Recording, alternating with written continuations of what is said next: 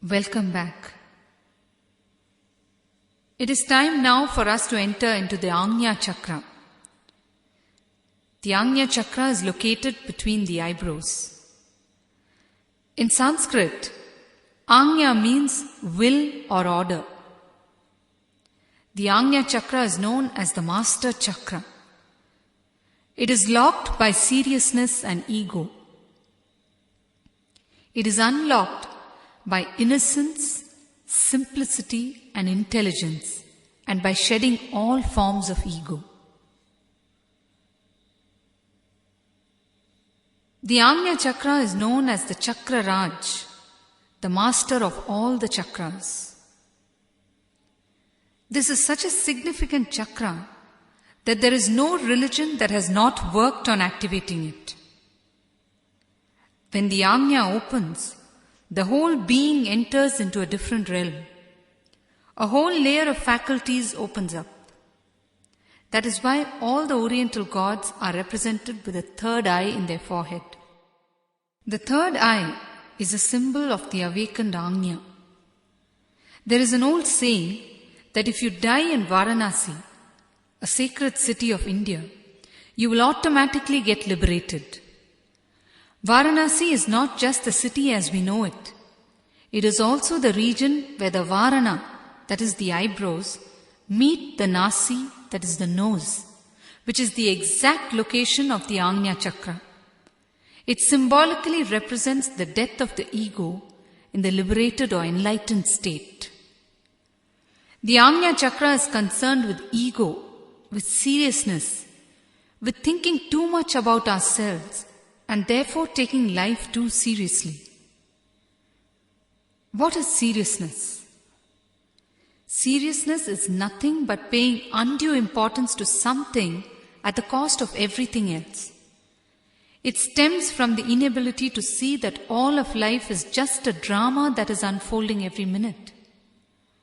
Seriousness is the result of over-expectation from life. A small story. 2 boys were building sand castles on the beach. They suddenly had a quarrel, and one of the boys got angry and kicked the sand castle. The other boy went and complained to the king about a serious problem. The king began to laugh at him for making so much out of just sand castles. But the king's advisor, a Zen monk, he started laughing at the king. He asked the king, "When you can fight battles and lose sleep over stone castles, why do you laugh at these boys for fighting over sand castles?" All our seriousness is just about sand castles. Understand that. For the child, at that young age, sand castles seem precious, whereas for us at our age, stone castles seem precious, that's all.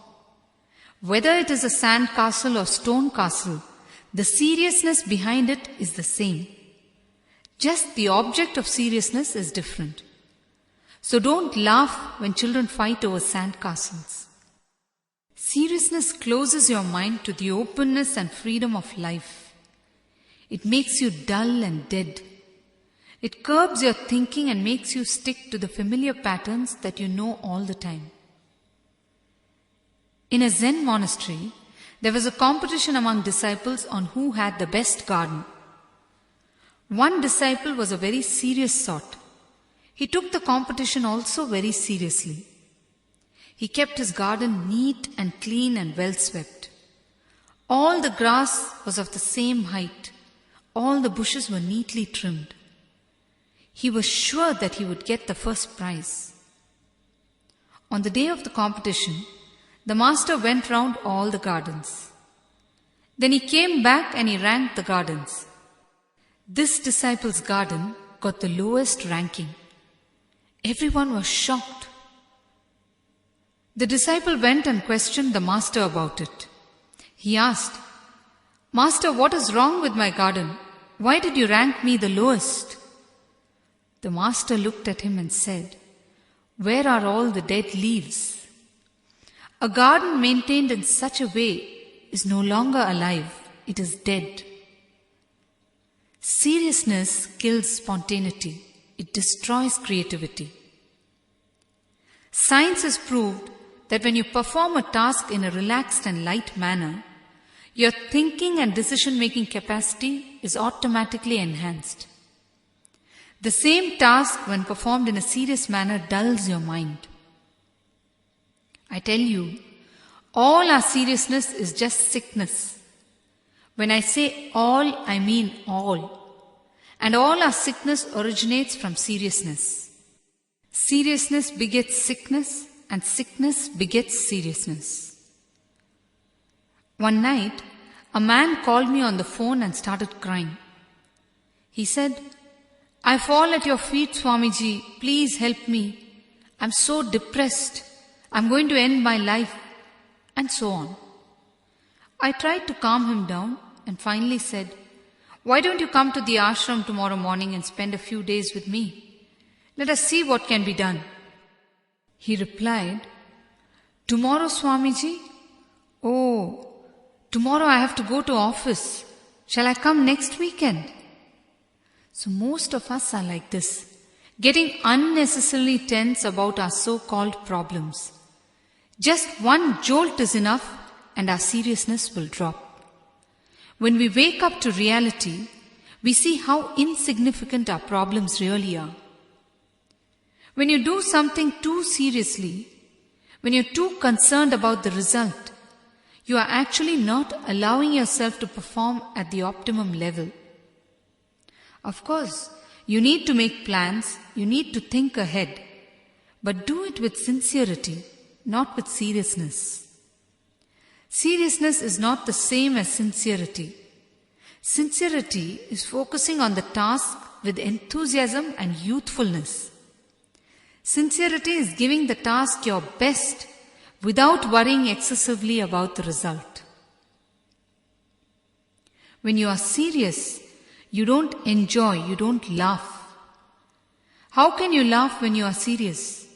They are mutually exclusive. Either you are serious or you are laughing. You can't be both at the same time because the very definition of seriousness is such. But when you are sincere, you can be laughing and playful. You can continue to do the job on hand in a playful and creative way, and the job will get done in a joyful fashion. And because you have finished the job, you have been sincere. With sincerity, there is no worry, there is only enthusiasm. When you are serious, you are being egoistic because you fail to see that the whole thing is only a cosmic drama. You feel too much as a separate entity, too much of I, and so you become serious. If you understand that the whole thing is only a drama, you can never be serious. When this understanding happens at a deep level, you'll simply do things with the sheer joy of moving in tune with the cosmic drama or existence. And when you do it this way, you are not serious. You are just sincere in playing your part, that's all. You see, there are two things: chronological planning and psychological planning. Chronological planning is planning on the time scale. You decide, you will get up at such and such a time, finish your morning routine by a particular time, reach office at a particular time, and get certain tasks done that day at the office. That is perfectly all right. It is a practical way to organize your work in a way that can give the best results. This kind of planning with sincere action will take you from happiness to more happiness. Psychological planning, on the other hand, is planning in your head with no relevance to time or space. It is just a constant serious planning going on in your head over and above the chronological planning. It keeps you thinking that you are serious and dutiful. It is actually nothing but complex negativity being applied to the chronological planning that has been already done. You keep analyzing your plan and getting into a dull state because all your energy is going in analyzing the plan again and again. Psychological planning boosts your ego. It makes you feel great and worthy. It helps you to stay serious. It makes you feel that you are handling things of a great magnitude. It makes you feel that it is wholly in your hands to worry about it and make it happen. You keep hankering after every small thing that needs to get done and feel that your happiness lies in getting that done. This is psychological planning. I tell you, this is actually a way of postponing happiness, of postponing life, waiting for something particular to happen to start enjoying life. We always think, if I get married, my life will be settled. So let me work towards getting married. If I have 2 children, my life will be fulfilled. Once I retire, I'll be peaceful. It is the attitude, now I'll be serious, later I'll be happy. In the end, you will be happy neither now nor then. You will lose your capacity to be happy at any time. Just live with simplicity, with spontaneity, with innocence. Don't harp too much on perfectionism. I tell you, perfectionism can make you neurotic. Whatever you do it wholly, totally. Then automatically, whatever you do will be total, and you don't have to worry about perfectionism at all. Perfectionism is always something from your mind. It becomes a goal for you. You work towards it as a goal. And when you work towards it as a goal, it becomes dead and mundane. But when you are total, you are established in your heart, and it becomes a deep experience. The outcome then has to be beautiful, and it will give you joy also. Then whatever you do, you will be in tune with existence. Perfectionism never gives you joy. It only fulfills your ego. Even if you feel fulfilled at the end of it, it is only a fulfillment of your ego, never a fulfillment of your being. Be very clear, perfectionists are the biggest egoists. They miss the dimension of being total. And know one thing, totality is possible when you enter into it deeply. Perfectionism is never possible because it is in your mind, and your mind keeps changing its definition of perfection. Have the courage to make mistakes. Serious people are always afraid to make mistakes. They take themselves too seriously. They think too much about themselves. It is too much to make mistakes and have someone point it out to them. Actually, I tell you, these people who are afraid of making small mistakes end up making the biggest blunders. What is wrong in making mistakes? You will say, Swamiji, I can't afford to make mistakes in my work. That's why I'm so serious. What you say might be true. Your work may not permit you to make mistakes. But that is not the point I'm trying to make here. When you make a mistake, people will point it out and you will not be able to bear it. Your ego is bound to get hurt, and you are very sensitive to this. You know this. So to avoid getting your ego hurt, you try your best not to make mistakes. You plan so unconsciously and continuously to keep guarding your ego. But the reasons you give are all different. It is not that you are lying. No. It is just that you are not aware of the subtle way in which your system works, your ego works. But if you deeply analyze and see, you will understand what I am saying. There is nothing wrong in making mistakes. In fact, by making a few mistakes, you come to know clearly how to avoid making mistakes because you have experientially understood it. The more you learn from mistakes, the more you know about how not to make mistakes. Knowing how not to make mistakes is a very important thing. Only then you have seen both sides of it. Only then you have explored the two sides experientially. Else, There is always the danger of falling into the unknown side at a critical time when you really can't afford to. Only one thing, don't make the same mistake again. Your mind always repeats patterns.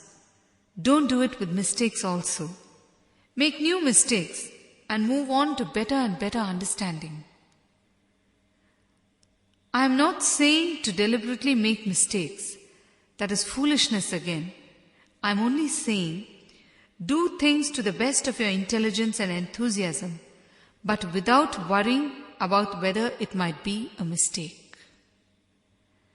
The moment you are worried that it might be a mistake, you are worried about your ego getting hurt. When you are not so concerned about your ego getting hurt, you will have the courage to take any jump. All your so-called worry is actually about your ego getting hurt. When you are free from it, you will act with more freedom and courage. You will be more willing to explore. A small story. In a clubhouse, one man had finished his round of playing cards and was leaving.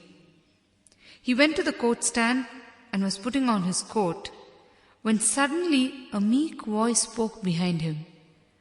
"Sir, but are you Mr. Philip?" The man turned round and replied, "No, I am not." The voice said, "Thank God, I am Philip, and that coat is mine." We are so afraid that we might make a mistake and hurt ourselves, our ego.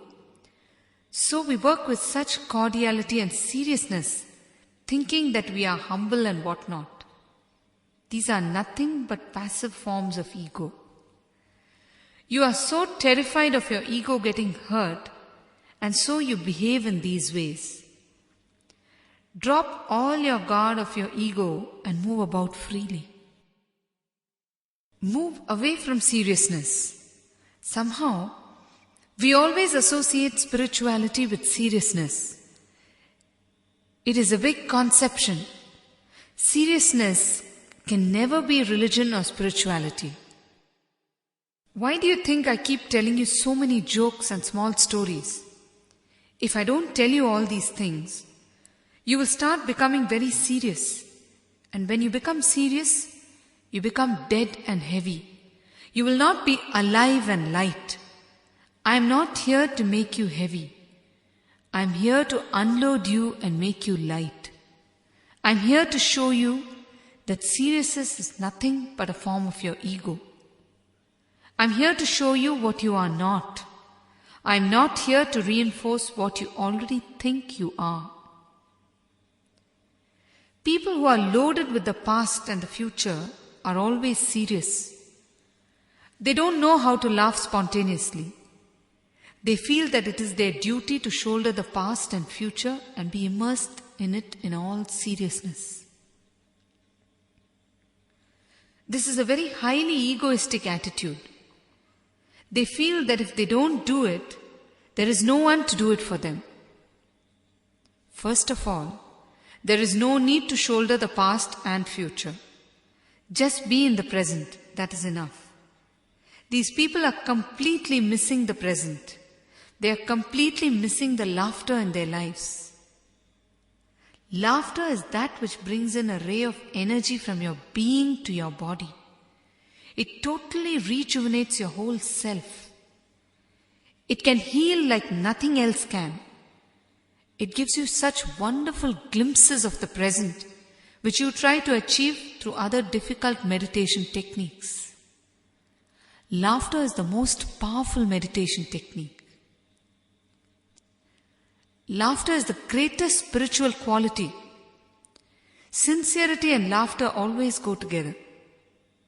As I said earlier, seriousness can never coexist with laughter. Either you are serious or you are laughing.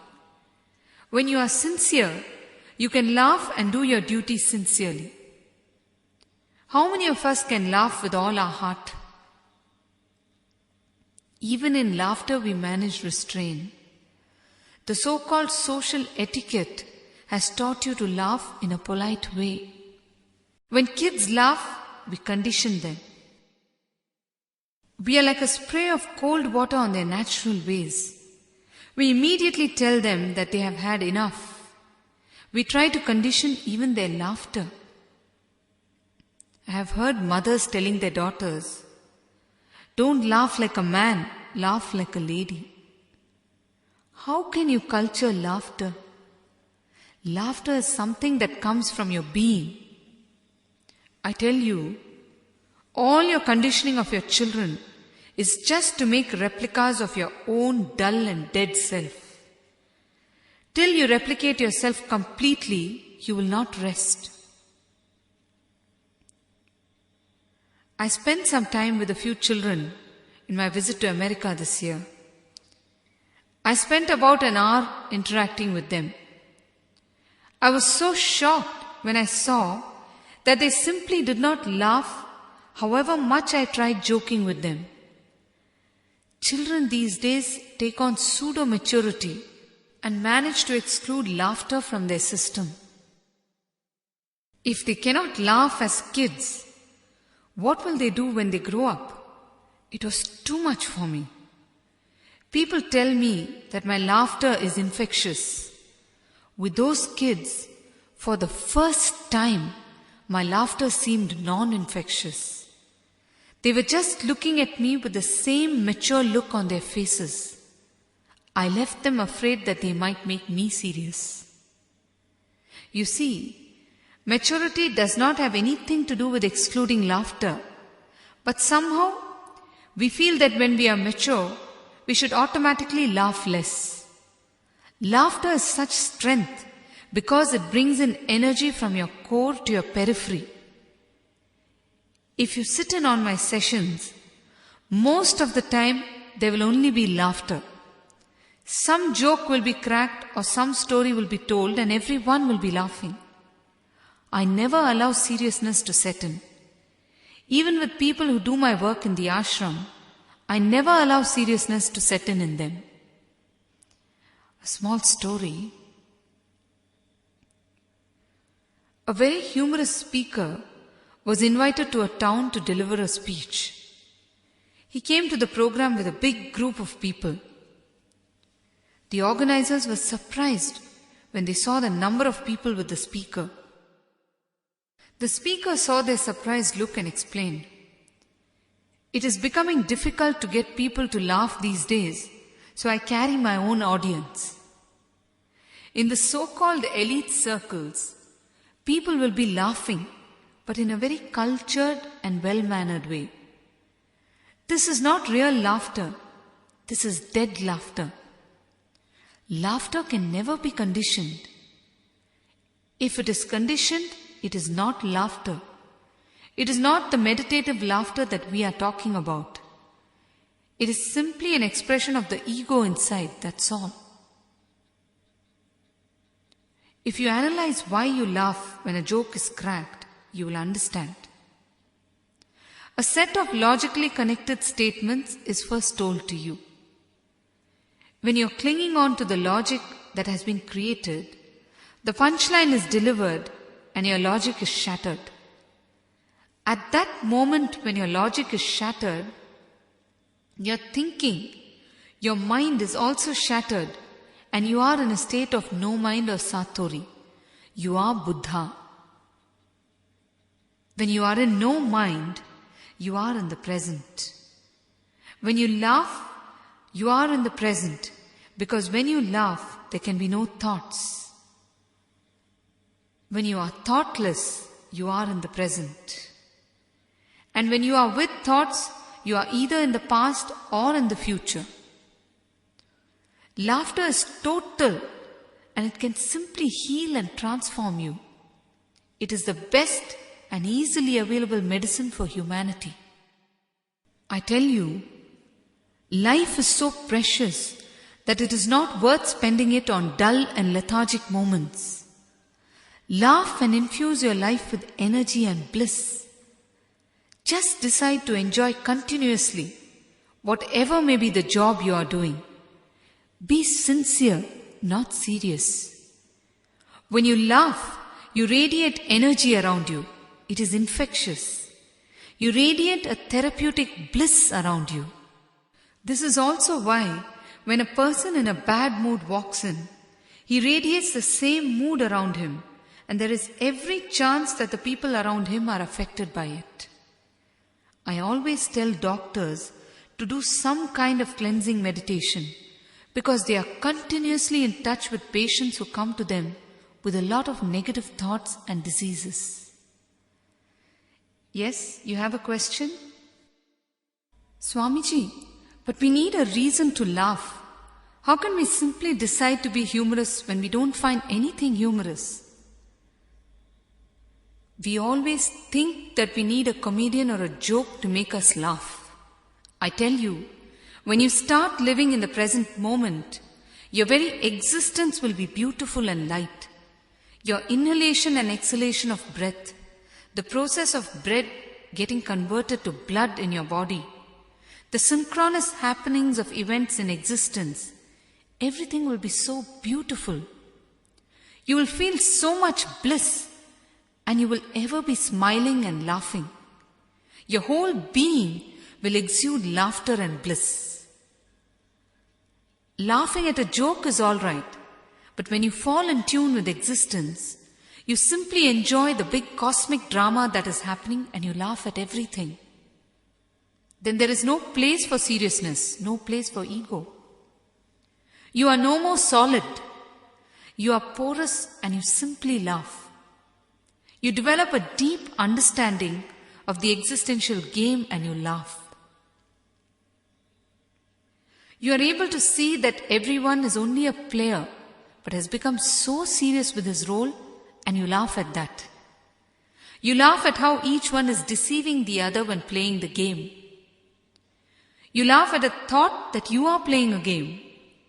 When you are able to laugh, you have become the watcher. And when you have become the watcher, you are separate from the I and mine, the ego. A small story. Once there was a conference of Buddhist monks on the meaning of true spirituality. Each monk went on the stage and gave long speeches. Finally, it was the turn of a Zen monk to speak. He went on the stage and simply started laughing. He laughed and laughed and laughed from his being. The laughter just rose from his belly. He started shaking uncontrollably with laughter. And his laughter was so infectious that soon all the others in the room started laughing without even knowing why. Without their even being aware of it, the laughter of all the monks produced a huge wave of positive energy in the room. The monks reached a state of tremendous elevation. Their thinking was shattered and their being was filled with bliss. The Zen monk finally spoke. This is true spirituality. Laughter is the highest spiritual quality. It can lead you to enlightenment. Laughing is a great healing energy. If you laugh at your sickness, you will become healthy. Laughter is a beautiful way of connecting with the energy of existence, which is pure healing energy. In our meditation programs, we always include laughter and dance. They are the easiest ways to become a Buddha. Dance can make you simple and light. Dance, like laughter, is another easy and enjoyable meditation. When you dance without a care, you become the dance itself. Energy will then gush from you. You can dance without a care only if you are free from all your pseudo-identities. As long as you think you are someone, you can't dance in joy. Dance is an outward expression of inner joy. And here I am not talking about programmed dance, where you know which step is going to come next. I am talking about letting go of your so-called identities and feeling the oneness with existence and dancing with that joy. The self-conscious ones are the egoistic ones. They are so bothered about what others will say about their dance and so they sit quietly. Again, they are only guarding their ego and they are missing the joy of life like anything. Once in a while at least, in your home, play some music and dance. Simply decide to let go. It can become an intense meditation that can take you beyond your mind and transform you in a way that words can't. Be natural, be original. The people who comment on your dance are simply missing out on the joy of dance. Don't bother about them. Just dissolve and become the dance itself. Laughter and dance are the easiest techniques to shed your ego and merge with existence. Yes, what is your question? Swamiji, when do we know that our ego is no more? Simply put, when you no longer feel yourself as a separate entity, ego has dissolved. When you become enlightened, your ego has ripened and ruptured. When your ego drops, the barriers you posed earlier will disappear and existence will simply flow through you freely. Whether you know it or not, accept it or not, like it or not, existence is trying to flow through you every minute. But you are so full of ego that you are unable to receive it. You miss the miracles of existence because of your ego. You are unable to connect to existence, and so you continue to live in ego, ignorance, and misery. You are so full of ego that you are living far away from your own being. There is so much of accumulated stuff inside you that you need to get rid of. The stuff that you have accumulated over many lives, not just this one life. There is no space for even yourself inside yourself. And because of this, you are operating from your periphery all the time instead of from your own inner being. When your ego dissolves, you cease to exist and you simply merge with existence. This is the state of enlightened masters. I often tell people, destroy what you are not. People look at me with shock. When I say this, what I mean is, you are your inner being. That being is now contaminated with all that is not, the various active and passive forms of ego. These are what you need to destroy, and that is what I mean when I say, destroy what you are not and you have arrived. You are a part of existence, and whatever causes you to think otherwise is ego. That's all. It is like this. A fish, whether it likes it or not, whether it accepts it or not, whether it believes it or not, is a part of the ocean. It has two choices. It either lives happily in the ocean or fights with the ocean and still continues to live in it, making its own life miserable. If you flow with existence, you will enjoy every moment of your life. You will become porous, sensitive, creative and fluid. A small story. A teacher took her students out for a picnic. They played games, ate their snacks and enjoyed themselves. Suddenly, the teacher drew their attention to a beautiful rainbow that had formed in the sky. The children looked up at it with awe.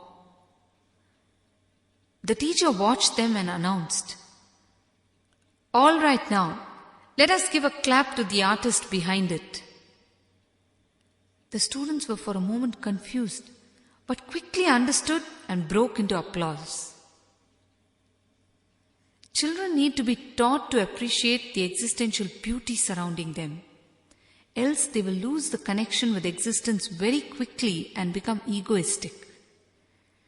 They should not be allowed to become mechanical and egoistic. They should be brought to become porous and sensitive. When you appreciate existence, you have come closer to it. The whole of existence is creativity. A creative person is closer to his heart than his mind. When you create, you are close to God. God is the creator, the created, and the creation. When you create, you express your being, the quality of existence. When you create, you are showing your love and appreciation towards existence. You are adding a little more beauty to existence. When you are full of wonder for existence, you can create. On the other hand, when you are full of ego, you cannot create. And even if you create, your creation will be a dead creation. It will be like a plastic rose which looks perfect but lacks the fragrance and life. When an artist creates out of love, he can give a certain special quality to the creation. If he creates out of ego, the creation is lifeless. When you are not in tune with existence, you will miss the fragrance of existence.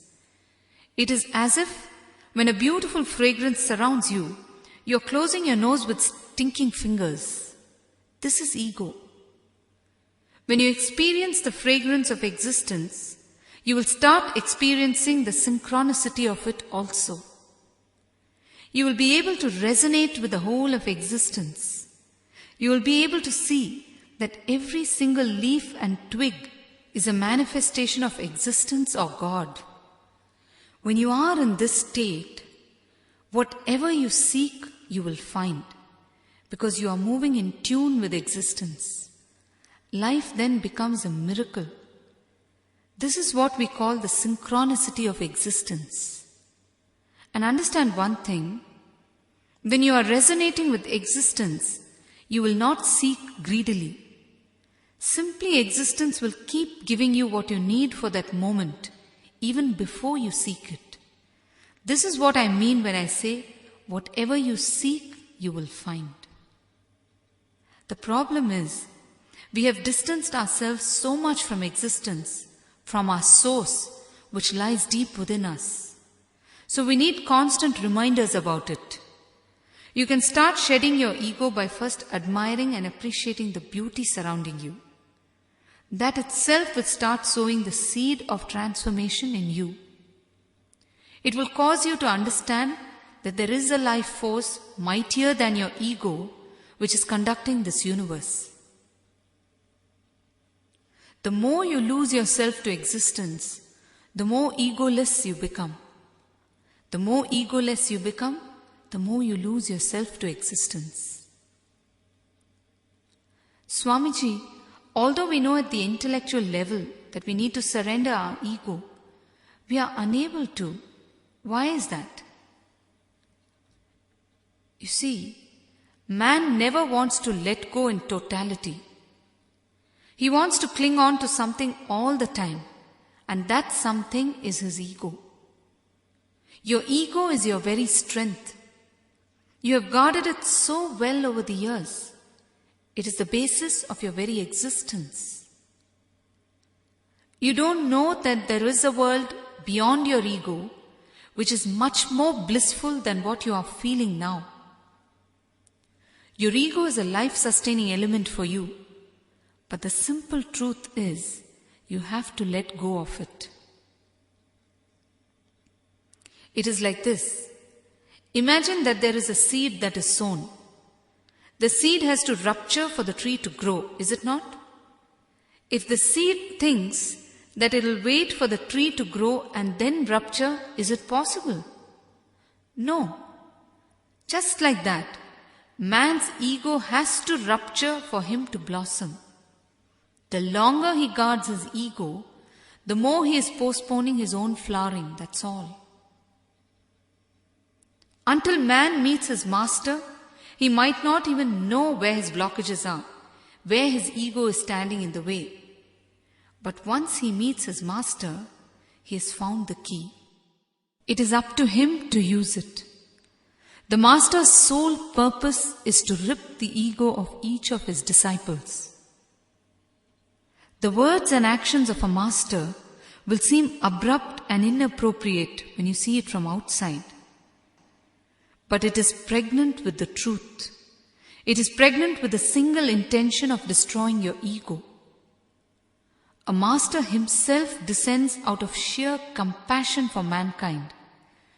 He has no vested interest in anything or anybody. He is beyond the treacherous ocean of desire. He is here simply to lift you to the state he is in, the state of eternal bliss, the state where only consciousness exists without the I. In the Chandi recitation, which is a recitation of 700 Sanskrit verses on Devi, the female energy, it talks about how Chandi Devi kills the various evil demons. It is not that she killed real humans. If she had killed real humans, she would have been behind bars, and we would not be worshipping her through the recital. The demons symbolically represent the various kinds of evils or ego inside man. And it is this ego that is slain by Devi to liberate man from them. We have to understand that. One of the demons is a buffalo-headed demon. This is to make us understand that some of us are so thick-skinned that how many ever times the Master awakens us to his path, we firmly stick to our path. We are not porous and sensitive to the Master's call. You see, arguing with the Master is the greatest punishment that you can give yourself. I tell you honestly, when you are caught in arguing with the Master, no one can do anything or more harm to you. You harm yourself enough when you argue with the Master. The Master knows how to make each one flower in his or her own way, and the least that one can do is to open out to him with faith and courage. Yes, Swamiji, although I know that you are my Master, I feel hesitant and scared in your presence. The very fact that you have come out with this statement means that you want to overcome the state of yours. You have decided to take the leap. Let me explain. Your being has clearly identified me, but your mind is fighting. If your being has not identified me, you will not keep coming to me again and again. You face a lot of trouble at home for coming here, is it not? The easiest thing for you to do is stay at home and do your work. That would have made your family happy, is it not? Why is it that you again and again want to come to the ashram and see me? Why do you want to again and again face the arguments at home for having come to me? Is it not easier to just stay at home and make the others happy? The reason is, the pull that you feel is at the being level. It will not allow you to go back once it has recognized me. Try as you might, you can't escape. Your being now knows me, but your mind seems to be the hindrance. Remember, always follow your heart. That's exactly what you need to do here. When you follow your heart, you will reach me. When you follow your mind, you will keep missing me. You are so afraid of losing yourself to me. That is the whole problem. Your ego comes under threat. You feel insecure about your very identity. You feel your identity is dissolving. You start wondering where you are heading without an identity for yourself. Your ego faces a grave crisis. When this happens, like in all other situations in life, the ego immediately demands its food, and in this case, you are unable to fulfill it. So you start doubting me. You start reasoning out your feelings in so many ways. You start working out that which is whole and cannot be worked out. Your mind sways like the elephant's trunk from one side of intense love for me to the other side of intense doubt of that love. Remember, love is from your heart, while fear is from your mind. Always, always follow your heart. Love is natural, but fear is societal. Fear and doubt are deeply related and are mere conditionings that have gone into you. Understand very clearly, there is nothing wrong in doubting. Doubt is your torch to enlightenment. It is very difficult for your mind to proceed without doubts. But your doubts should be ultimately transformed to trust. Only then you are progressing. As you move inwards, this will happen. Swamiji, but what do we need to do for this? Just fall totally in love, that's all. Falling totally in love is falling totally into the egoless state. That is why a master who is in an egoless state is capable of only love and compassion. All other emotions like anger, irritation, etc. are pseudo-manifestations of his infinite love. He pretends to be angry and irritated. He comes down to your level, emotes at your level and takes you through one more phase of understanding, that's all. He talks in your language until you understand his language, the language of existence. Yes, but Swamiji, how do we start falling in love totally? It seems like it is easier said than done. The first thing, flood awareness into every action of yours. Become the watcher. You will start feeling that the whole thing is a drama and you are only watching it while playing a role yourself incidentally. Second thing, stop being judgmental about everything you see. When you stop being judgmental, you will simply love everyone and everything with total innocence. When you are judgmental, you don't see what is. You see what you want to see. Most of us have already formed our judgments in advance. They are the foundation stones for us. Then we simply act keeping them as a solid base. Anything we see, the first thing we do is view it with our preconceived judgments. If we act in this fashion, how do we see things as they are? How will you ever fall in love? You can fall in love only if you welcome everything with a freshness, with a certain innocence. But what do? You start analyzing the pros and cons for even loving. When you start analyzing, you miss it. When you finally decide to do it, it may be too late. See, the master-disciple relationship is there only for you to lose your ego. When you are alone, you cannot lose your ego. The master becomes the device, the support for you to lose your ego. The more you dissolve into him, the more you will be ready to open up and lose your ego. When do you know that your ego is dissolving? When you start experiencing a certain joy that you have not experienced before. You will start feeling joy for no reason at all. Just existing will make you happy. Of course, with the master you are always undergoing a surgery of your ego, and there will be moments of deep misery as your ego is getting slashed. But when you emerge out of those moments, you would have taken many steps forward in your growth, and you will feel boundless joy for no reason at all. Just look at young children.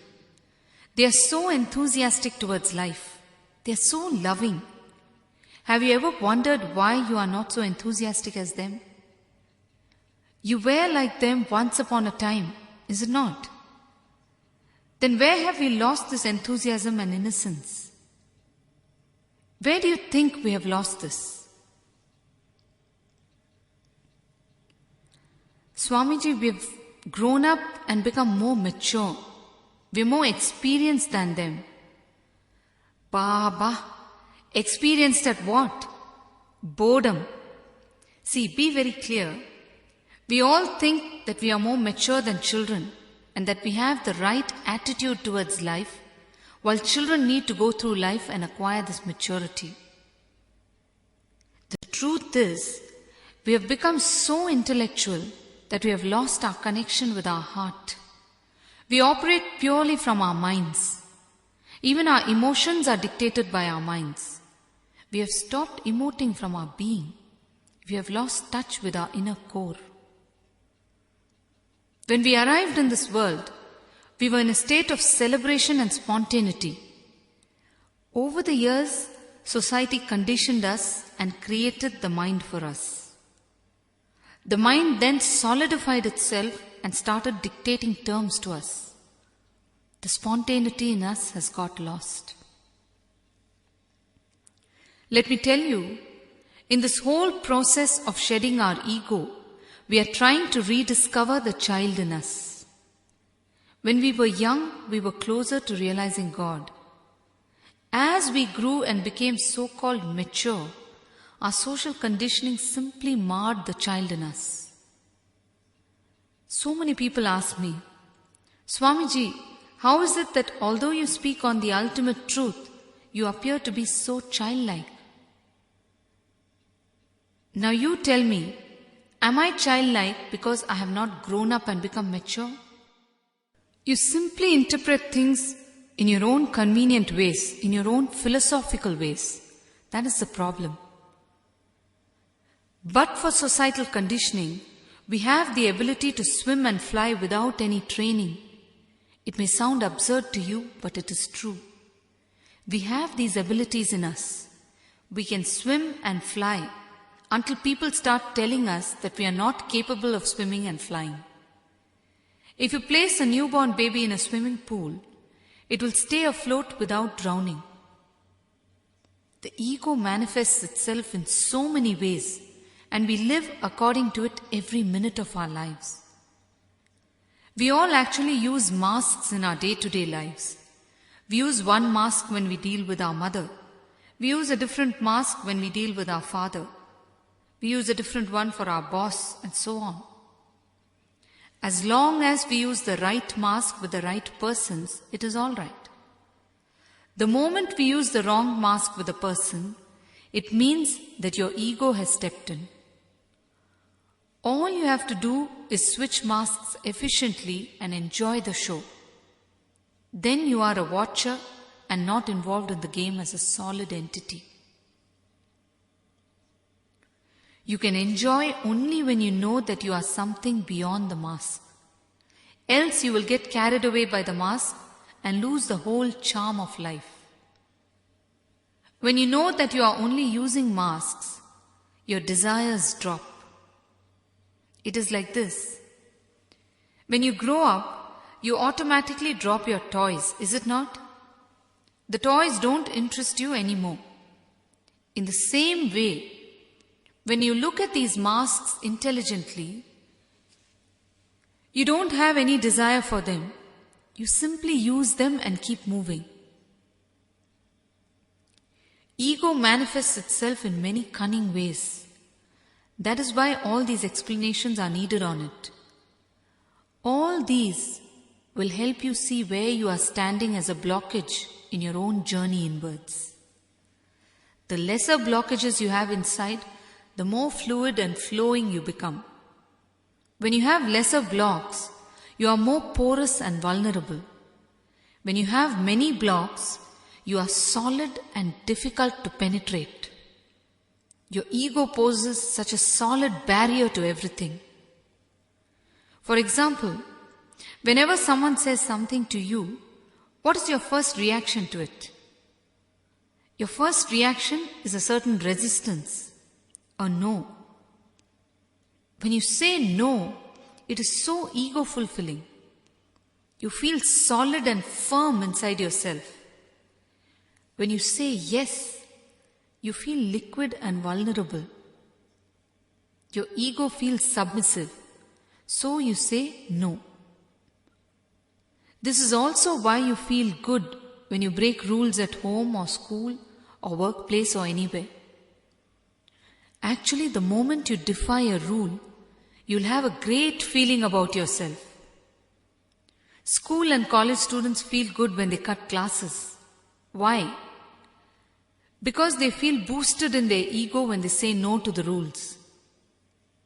With small children, the moment you say that they are not meant to have certain things, they will ask only for that. Grown-ups also enjoy defying each other in so many ways. Husband and wife rarely concur in the first instance of any suggestion. Take for example our own devotees. If the husband gets attached to me first, the wife's first reaction will be only resistance to me. She might even read my books secretly and like them, but in front of the husband, she will not be willing to embrace me. The same holds good for the wives who get attached to me first. Their husbands will do all that they can do to make it difficult for them before finally falling in tune with me. Such is the play of ego. Saying yes keeps you flowing naturally in a liquid state with no blocks. This does not mean that you should blindly say yes to everything. No, it means take a decision trusting your spontaneity without the influence of your ego, that's all. Automatically you will fall in tune with the right things. Understand that saying no is not a cautious move or any protective force that is going to be your guardian angel. Just be open without resistance and preconceptions. That is enough. But Swamiji, I was thinking till now that claiming self-importance is the only manifestation of ego. No. Ego comes in various forms, active and passive, which we have been discussing till now. That is why it is such a tricky element to discern. The active ego is easy to recognize. People with active ego will behave in a high-handed fashion. They will claim self-importance openly. They will not bend down to people. They will be haughty. This ego is actually easy to deal with for a master. He just needs to bang on it a few times and it will break. A small story. One man lost all his wealth in gambling and got reduced to almost a pauper. One day he went to a roadside hotel and sat at the table for breakfast. The waiter came to take orders. The man was surprised. The waiter was his old friend who had been as rich as he had been earlier. He looked at him and said, "You serve as a waiter in this sort of a hotel?" The man replied, "I'm only a waiter. I don't eat here." Active ego is very easy to recognize. A person with an active ego will not be willing to let go of it even if all his other defenses like money, wealth, etc. are taken away from him. Active ego can be easily pruned. But passive ego is very subtle and cunning. People who have passive ego will pose to be very humble, lacking courage to face people, shying away from taking credit, etc. The worst part of this is they think they are like this because they are not egoistic. The truth is they are more egoistic than the other lot. They are so carefully guarding their ego from getting hurt by doing all these humble things. When you are in deep awareness and understanding, you will be a mere watcher of your ego. And in this state, you will be automatically neither humble nor egoistic. You will neither take credit nor shy away from it. And you will not even think or claim that you are neither of these. You simply will be, that's all. When anyone appreciates you or gives you credit, you'll simply resonate with existence and leave it at that, that's all. And there will be no need for any comparison or claim. So be very clear. Most often people think that active ego is the only kind of ego ever present. No, there is something called passive ego, which is what we just discussed, and this is more difficult to deal with. People with active ego are like a dried and hard twig. They can be broken easily. People with passive ego are like a fresh and green twig. Each time their ego is hit, they bend but don't break. Their ego is so well safeguarded that it becomes difficult to deal with it. Actually, they work very hard to safeguard it, but in a sweet and passive way. Passive ego is more dangerous than active ego. For example, you are now with me in this class. So many questions must be arising in you. But do you spontaneously voice all of them? No. You manipulate them inside yourself and finally repress them. You manipulate because you fear that you will appear foolish asking questions. You don't want to appear foolish and so you don't ask. You are shielding your ego. If your questions dissolve in my presence, it is a different matter. But it is not the case here. You care so much for others' reactions and opinions towards you. You cannot bear to suffer a dent on your ego that you have nurtured so carefully all these years. This ego is your very anchor point. If that is jolted, you will feel anchorless. So under the pretext of being submissive, you keep quiet. You miss one more opportunity of exposing your ego in the Master's presence. You miss one more opportunity in taking a step towards flowering. Let me tell you one thing. All questions are foolish at the end of the day. Don't for a moment think that some questions and therefore some questioners are wiser than the rest. When deep understanding happens, the questions will dissolve on their own. This is real wisdom. Anyhow, we all play so cautiously to safeguard our ego. There is one more play of ego which we all nurture so well, what is called the social ego. What is social ego? You feel that your life is highly private to yourself and that no one should be let into it. For example, people come to me to discuss their child's erratic ways, but they are not comfortable when there are others around. You don't want others to know about these things because you have this built-up image in the eyes of society for yourself and your family members.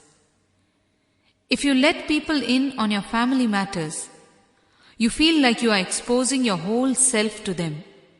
You are afraid that your whole image might come down crashing and that there will be nothing else to prop you up in society.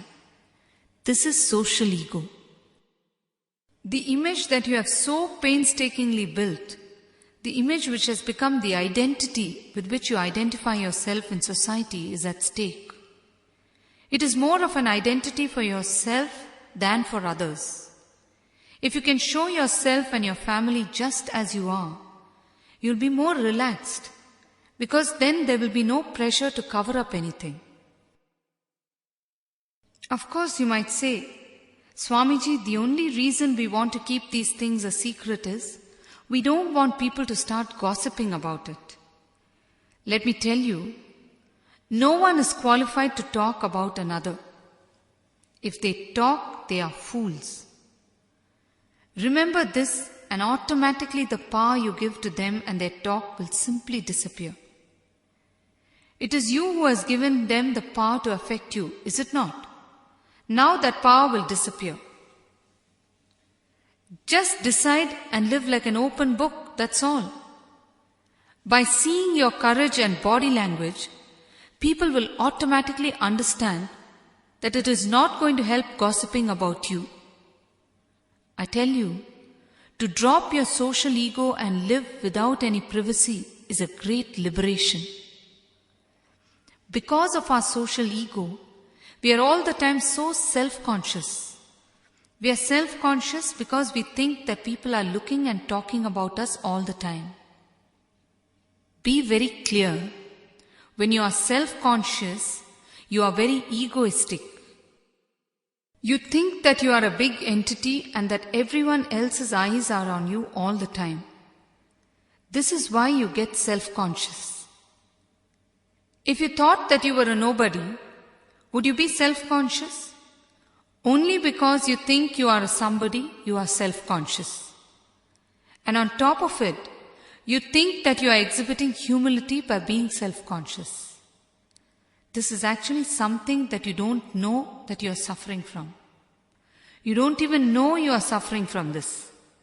You simply continue to think that you are only being modest and humble, and you continue being like that.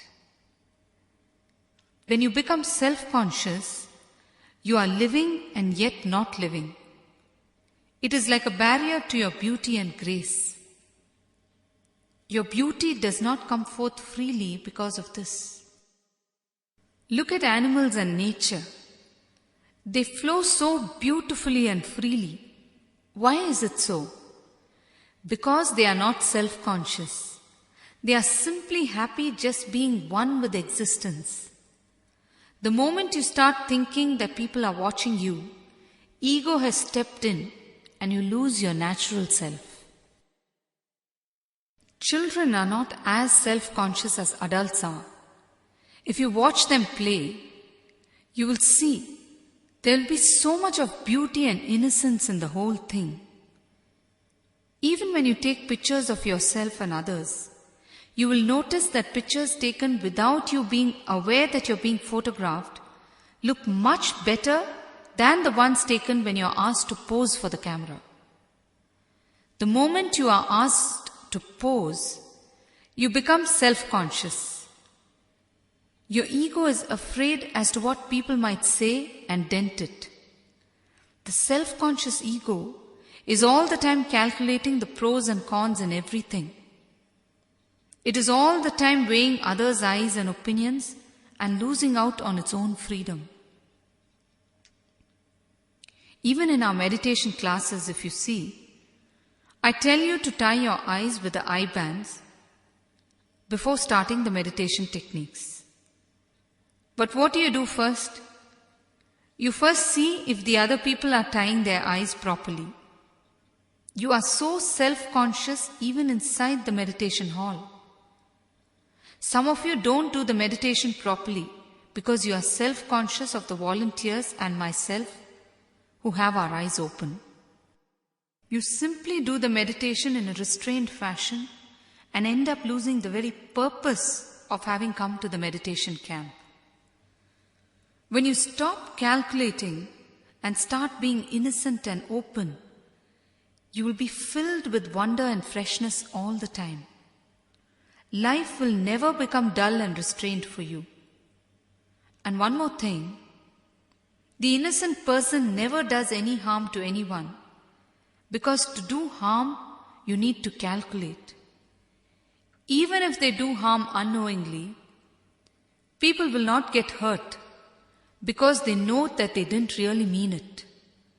Their very body language will speak out their innocence and stand by them. All right. Now let us move to another important form of ego, the ego that comes with knowledge. As you grow, you collect judgments about people through your interaction and data from scriptures and books. These two together make up your whole mental setup. Anything that you see through this mental setup.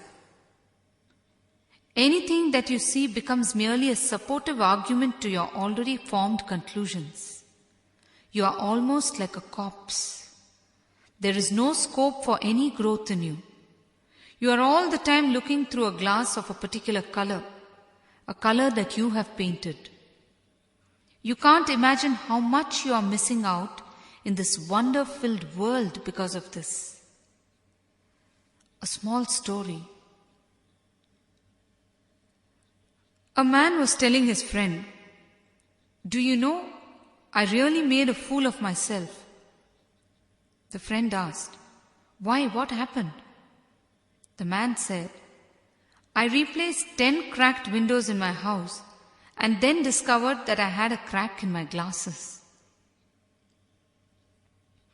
If we just look inward for one moment, we will understand that we are the common factor in all that we see. But we never want to look in. We feel that we know everything, and there starts the problem. Mundane knowledge simply doesn't give us a chance to evolve.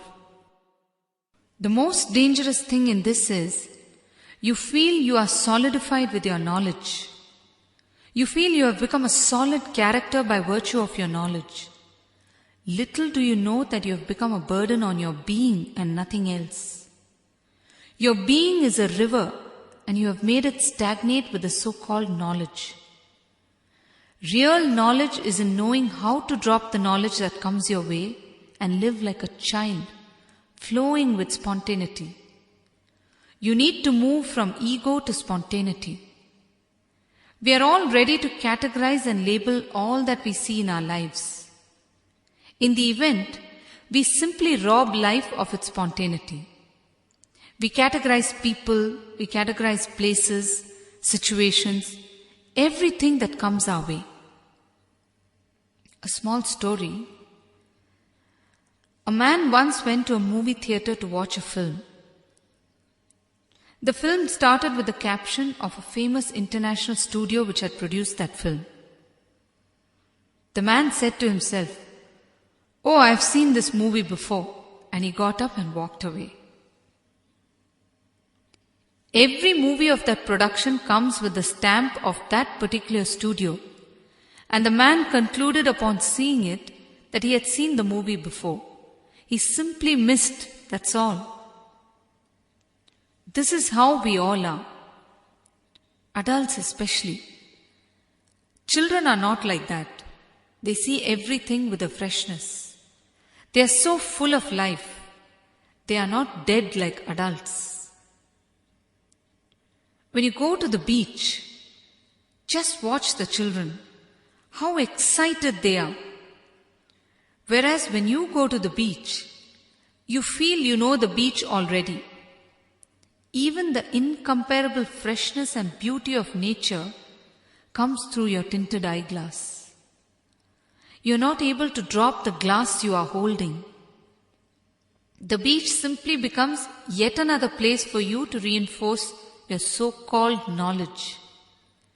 Let me tell you, if at all you feel you are not enjoying life, it is because of your mind, because of your solid ego, not because life is not beautiful.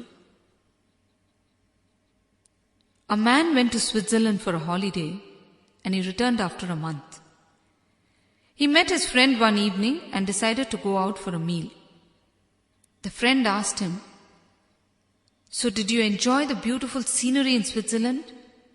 The man replied, "Yes, kind of. But the mountains kept coming in the way." We are so insensitive.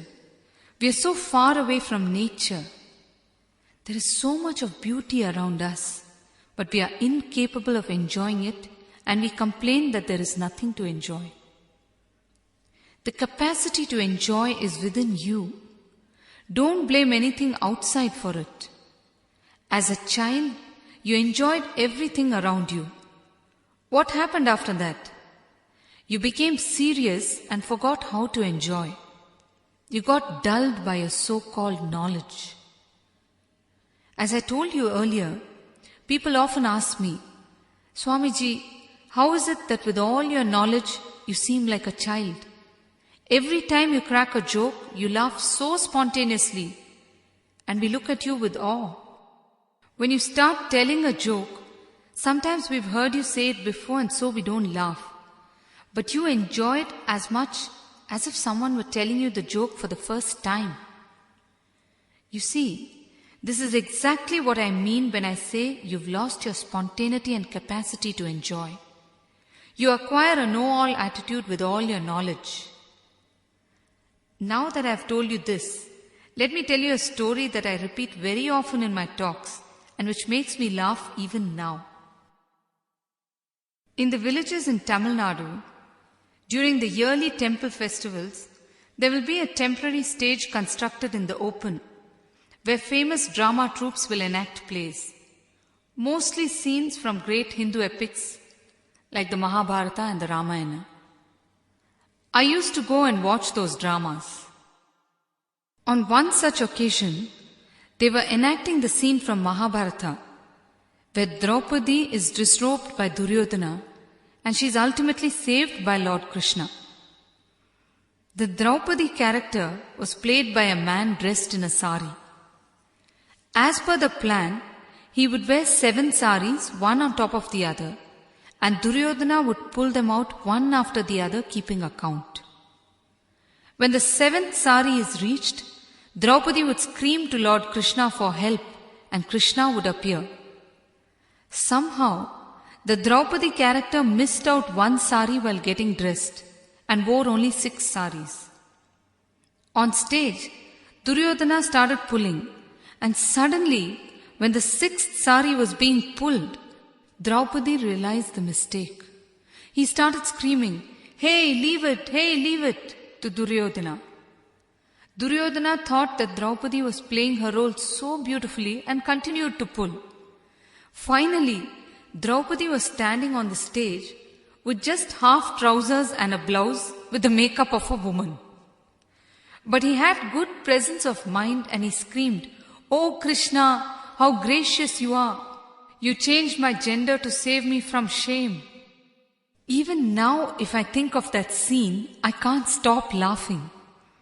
So understand, knowledge is all right, but don't use it to solidify yourself. Your inherent nature is river-like, flowing. Spontaneity is your nature. You have moved away from it with the help of so-called knowledge.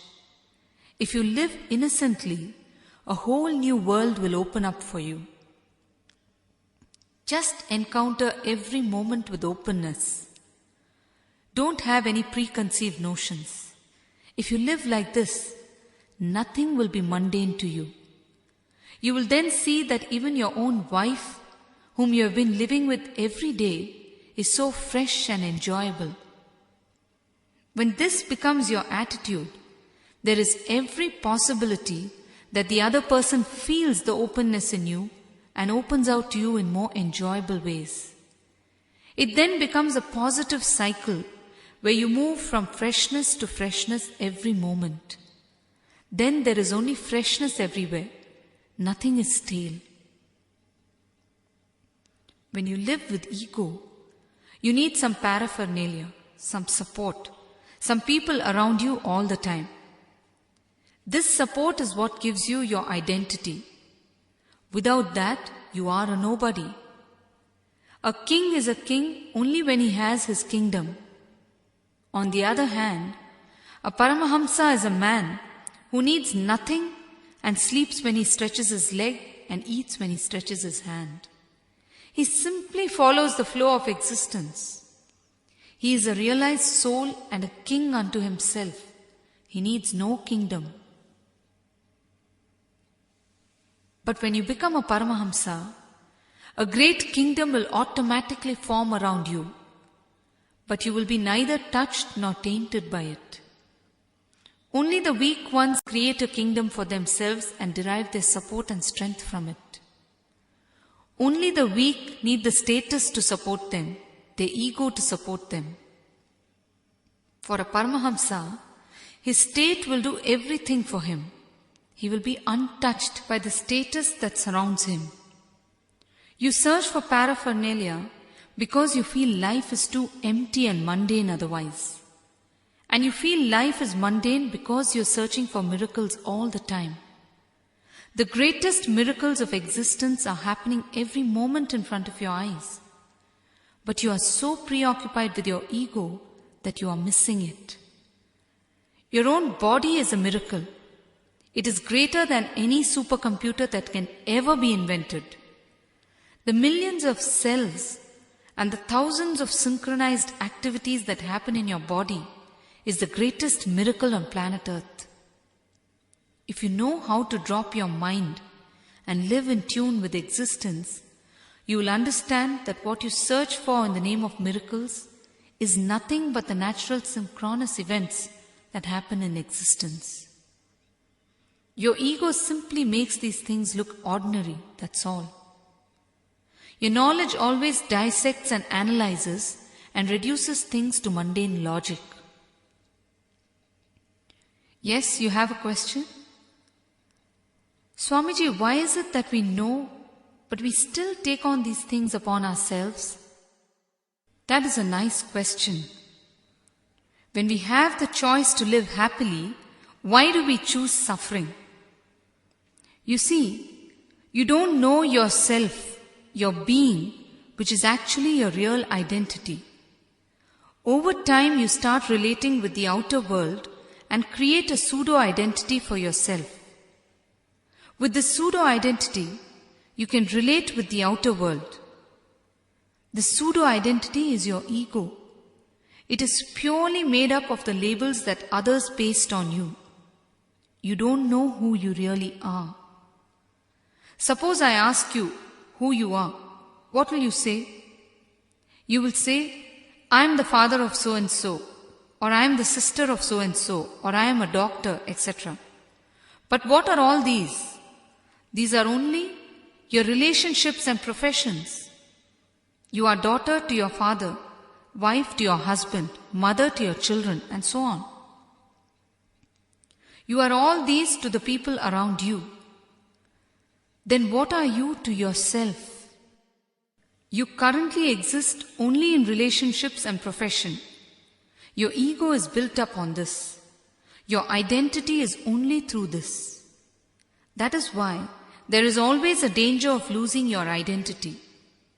It is a man-made fragile thing, so it may break at any time. That is why you need to work so hard in maintaining it. Your inherent nature is actually being alone. When you were in your mother's womb, you were alone. You are actually enough unto yourself. This is your individuality. Over time, this individuality is taken over by what you call personality. Individuality is natural. Personality is societal. It is like this. A parcel moves from one place to another, and at every place, it starts getting stamped with various details. The parcel is actually not these stamps, but the stuff inside, is it not? In the same way, you are not the stamps that people put on you. You are the stuff inside yourself. Anyhow, with time, your ego is built on these stamps, and you need more and more people to feed it. That is why you will observe that you are totally unable to be alone, to be with yourself. When you are with yourself, you don't hear the voices of others feeding your ego. Your ego feels unfed. What do? You at least turn on the television and watch. A small story. A man belonging to a long-standing political party was dying. His friends came to know that he had switched his loyalties to the opposition party at the time of his impending death. They were astonished and asked him why he did that.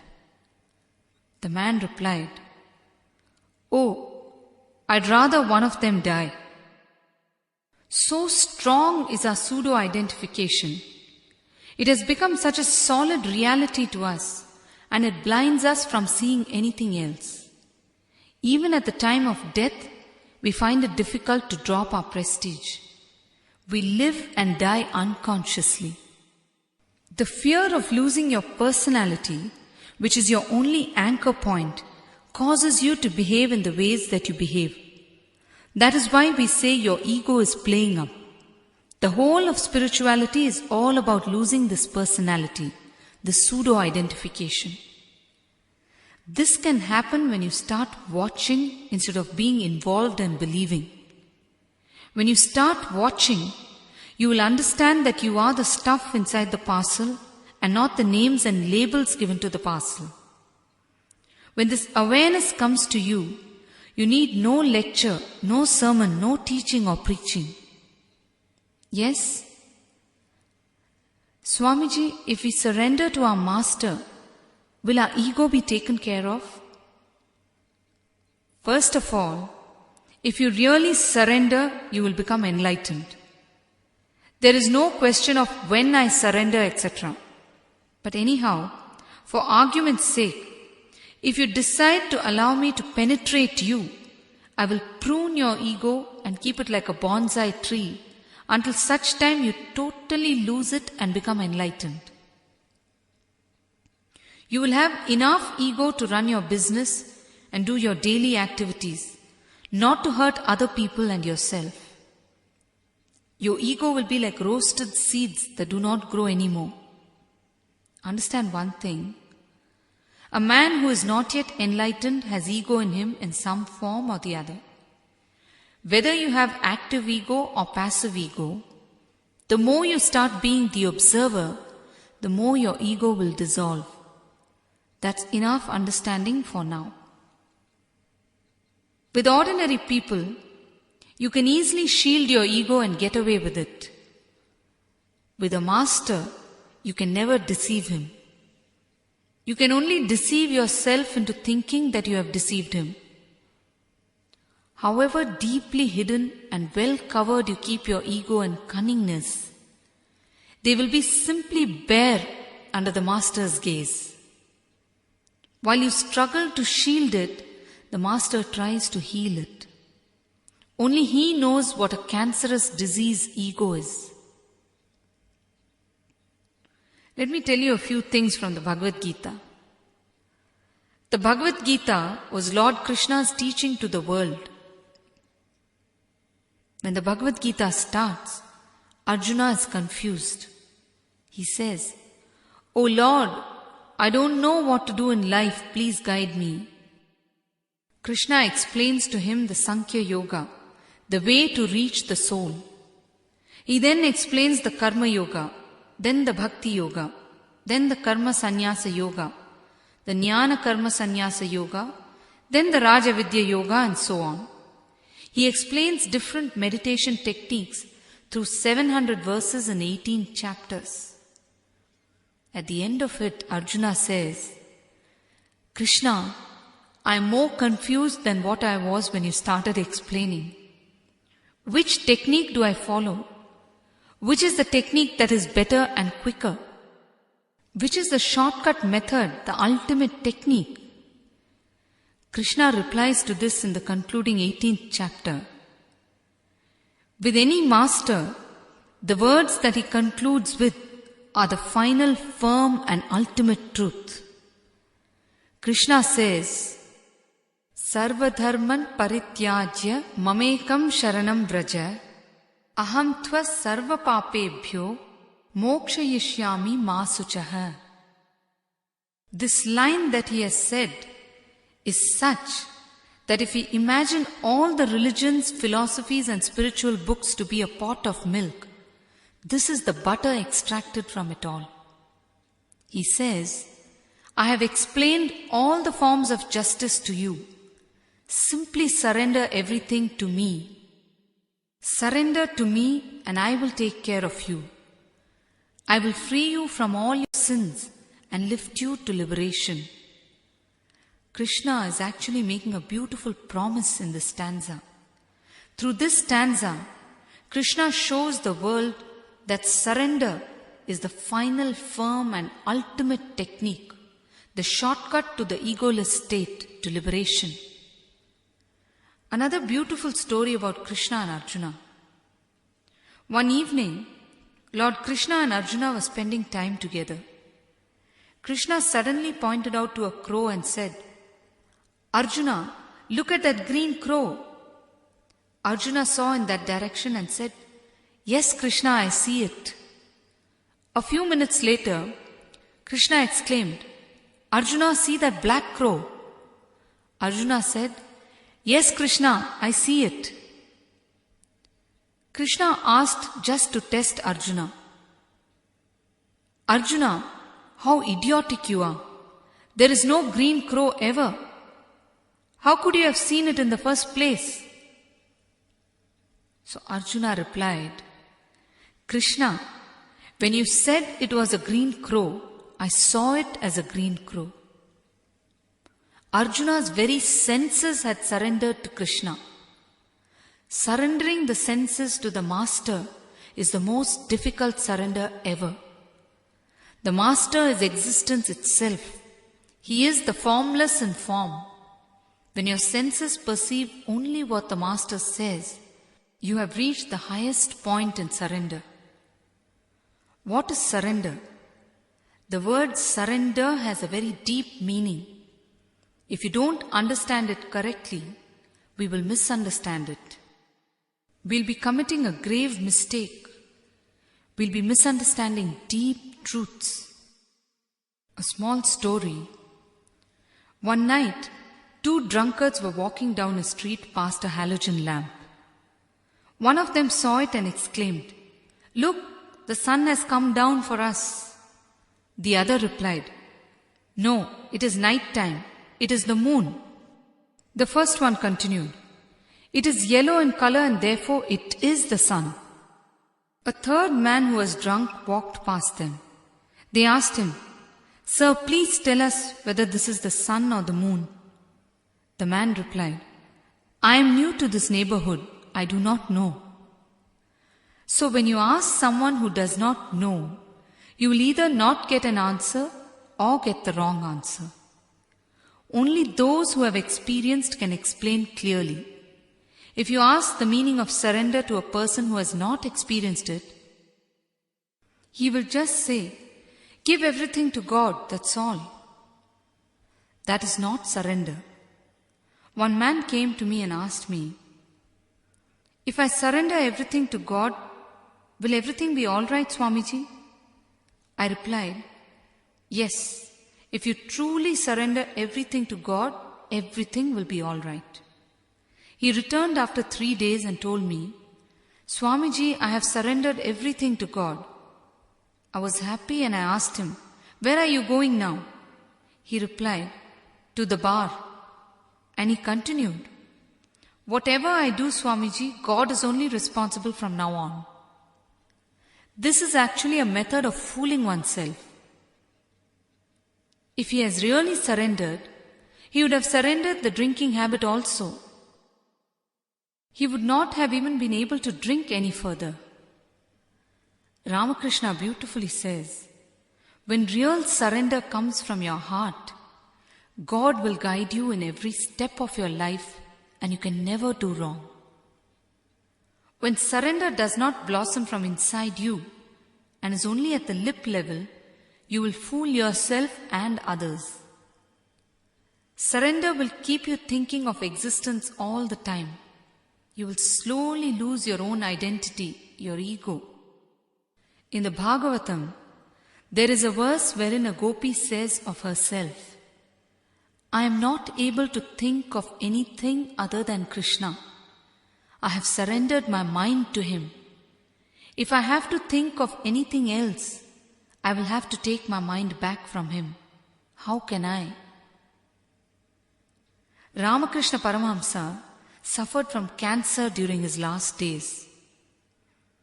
He had healed many people of many diseases. Someone asked him, "Why can't you keep your mind on your own disease for a moment and heal it?" He replied, "I have surrendered my mind to the infinite energy. How can I take it back to keep it on my disease?" This is true surrender. The cosmic energy will take care of us. You might ask, will this cosmic energy take care of all my problems if I surrender? In the Bhagavad Gita, Krishna beautifully answers, or rather promises, "Without any other thought, when a man thinks only of me, I will take care of his gifts as well as retention or enjoying of them. For those who surrender with commitment to me, I will take care of their income as well as their prosperity. Their problems will dissolve." Commitment and maturity of mind are needed for real surrender to happen. You need not surrender to God or any master. You can surrender to anything. Surrender itself is a virtue and has a great power in itself. When you surrender, you are acknowledging that there is a life force greater than your ego, that's all. Actually, God is only an excuse for you to surrender. The act of surrendering is what is important. God is not the goal. Surrender is the real goal. When you surrender, or when you lose your ego, you are no longer a separate entity from existence. You merge with existence or God. You will then understand that there is no God sitting above. There is only existence that fills everything in this universe of which you are a part. A small story. A man decided that he was going to surrender, but did not know whom to surrender to. He decided that he would go to the forest and surrender to the first person who comes his way. He went and waited in the forest. The first person to appear was a burglar who was escaping from policemen who were chasing him. The man caught his feet and declared that the burglar was his guru and that he had surrendered to him. The burglar was perplexed and did not know what to do. He replied hastily, "All right, if it is so, then close your eyes and remain here till I come back." And he ran away. The man was a very committed person, and he remained there without food or sleep for a very long time. Just by seeing his commitment, the Lord appeared before him and embraced him and gave him liberation. It is not important whom you surrender to. It is the thought of total surrender that has the power to change your life into a blissful one. When you surrender, you become a possessor of the inexhaustible energy that is existence, and you can carry on with anything that comes your way.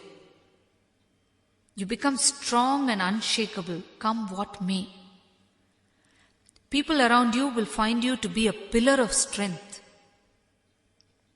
They will be able to feel the invisible hand of existence through you.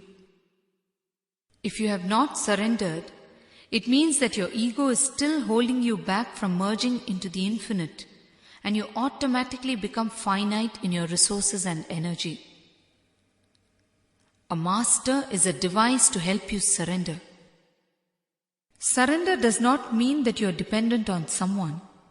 It simply means that you are taking their help in dissolving your own ego. Yes? Swamiji, can you please tell us more about meditation and how it can help in losing our ego? Yes. Let me first tell you how and why meditation techniques came into being. Man, ever since his creation, has wondered and researched on what it is that created this beautiful universe. What is it that created this beautiful earth and rolled it into space? And what is it that makes the rivers flow and the mountains grow? He concluded that there is a force or energy that is conducting all this. He concluded that there was some tremendous existential energy that is running the whole show. He then started wondering about how to establish a connection with the energy. The first people to make this conclusion and research on it and establish a connection with this energy were the rishis or the realized souls or the enlightened masters. Once they attained, they created many ways for future generations also to realize this energy. The ways that each of them gave are the various meditation techniques and religions. Each of them realized God through a different way, through a different technique, and recorded their way independently. This is just like how scientists create research reports on their discoveries and inventions. Each rishi gave a report on his enlightenment, and this became a religion or a meditation technique. These early realized souls formed different religions to establish these ideas on the life force that is conducting this world. We call this life force as Jesus, Allah, Shiva, and so on. You don't even have to believe in any God. Atheists don't believe in any God, but they have to believe in their existence. If we believe in our own existence and search for an answer to the question, who am I? That becomes a meditation technique, and we can realize God. Anyhow, these different ways or meditation techniques become different religions over time. But what happened later? People have left this basic idea behind all the religions, and they have started fighting in the name of religion. A small story. A Tamilian, an Englishman, a North Indian and a Bengali were traveling together. They saw a lake from a distance. The Tamilian saw it from the south and called it Tannir, which is the Tamil word for water. The Englishman saw it from the west and called it water. The North Indian saw it from the north and he called it Pani. The Bengali saw it from the east and called it Jal. All four of them were referring to the same thing, that is water. But they started fighting over it, saying that what each of them was saying is the correct thing. None of the four people attempted to get into the lake and see for themselves what it exactly is. The Tamilian was holding on to what his grandfather told him. The Englishman claimed that his grandfather told him it is water. The North Indian and the Bengali were also clinging on to what their respective grandfathers told them. This is exactly what we are doing also. People who fight over religion are doing the same thing. They have to understand that from which angle the early realized souls saw, from that angle they named it. But everything is one, existence or God.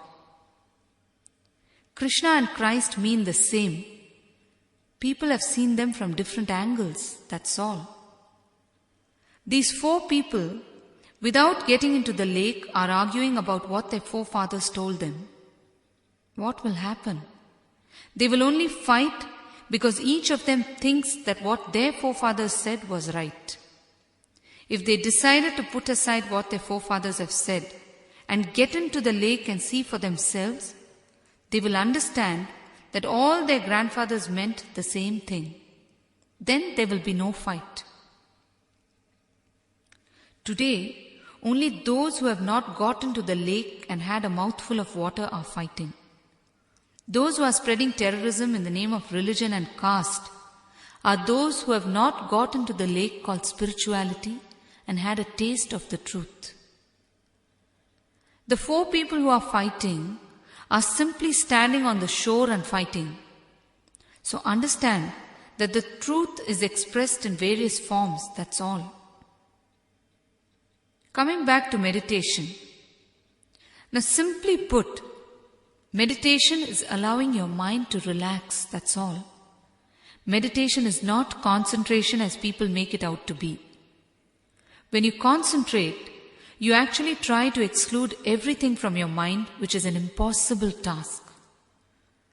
Just sit for 2 minutes and try to exclude everything from your mind. You will go mad. Every single thing that you try to exclude will come back and torture you. So concentration is not meditation.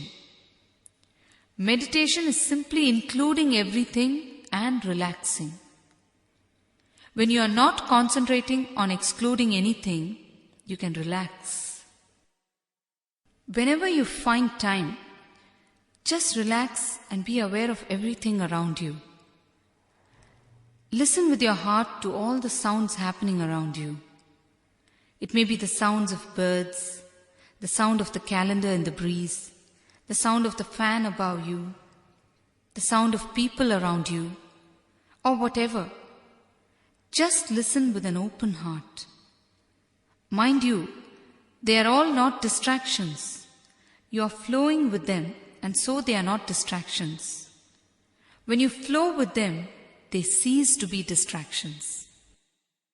As you do this, you will realize that there is a certain silence, a composite core inside that is actually witnessing all this. And you will become more and more aware of that silence inside you. You will get glimpses of that silence inside you. Slowly, you will lose consciousness of your body also. You will have only awareness. You will feel yourself only through your awareness, not through your body or through your mind.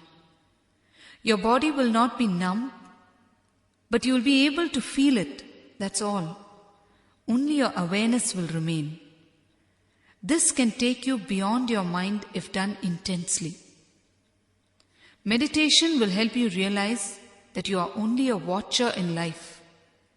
It will help you center yourself well inside your being and carry on with your outer world tasks much more efficiently and blissfully, because you will be carrying an inner silence in you that does not allow you to get distracted or perturbed by anything. If you continue doing this, you start leaving the I and mine. Your ego dissolves. Your ego is nothing but the strong feeling and identity that you have about your mind and body. Why do you think we are trying to create a worldwide movement for meditation? Meditation is the only key to global peace. When you start looking inward, you are no more distracted by the outer world distractions like power, money, vengeance, etc. All your base energies will get transformed into higher spiritual energies. The collective consciousness will undergo a shift and automatically peace will prevail. That is why I am focusing on transformation of individuals. When a set of individuals get transformed with an experiential understanding, they will in turn inspire others from their own experience, and this will continue to create a positive new mental setup in society. Unless your understanding becomes an experience, transformation is not possible. Meditation can make your understanding an experience. Meditation is the only hope for transformation of the individual and transformation of the society. When you meditate, your intelligence grows. You start getting clarity on all issues.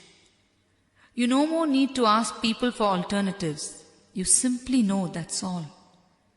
You know because you are so much in tune with your inner intelligence. You know that it cannot be wrong. You will know from your being that you are on the right track. There may be moments when the going gets tough because you are against the majority. But you will know that the outcome is going to be beautiful and liberating. All you need to do is persevere and have deep faith in your own intelligence. When you nurture yourself with meditation, your capacity will expand and you will be able to do so many things in the outer world. There will be no limit to what you can do and express. You will find yourself growing in different dimensions. Anything will come easily to you when you are functioning with your inner intelligence and not with your ego.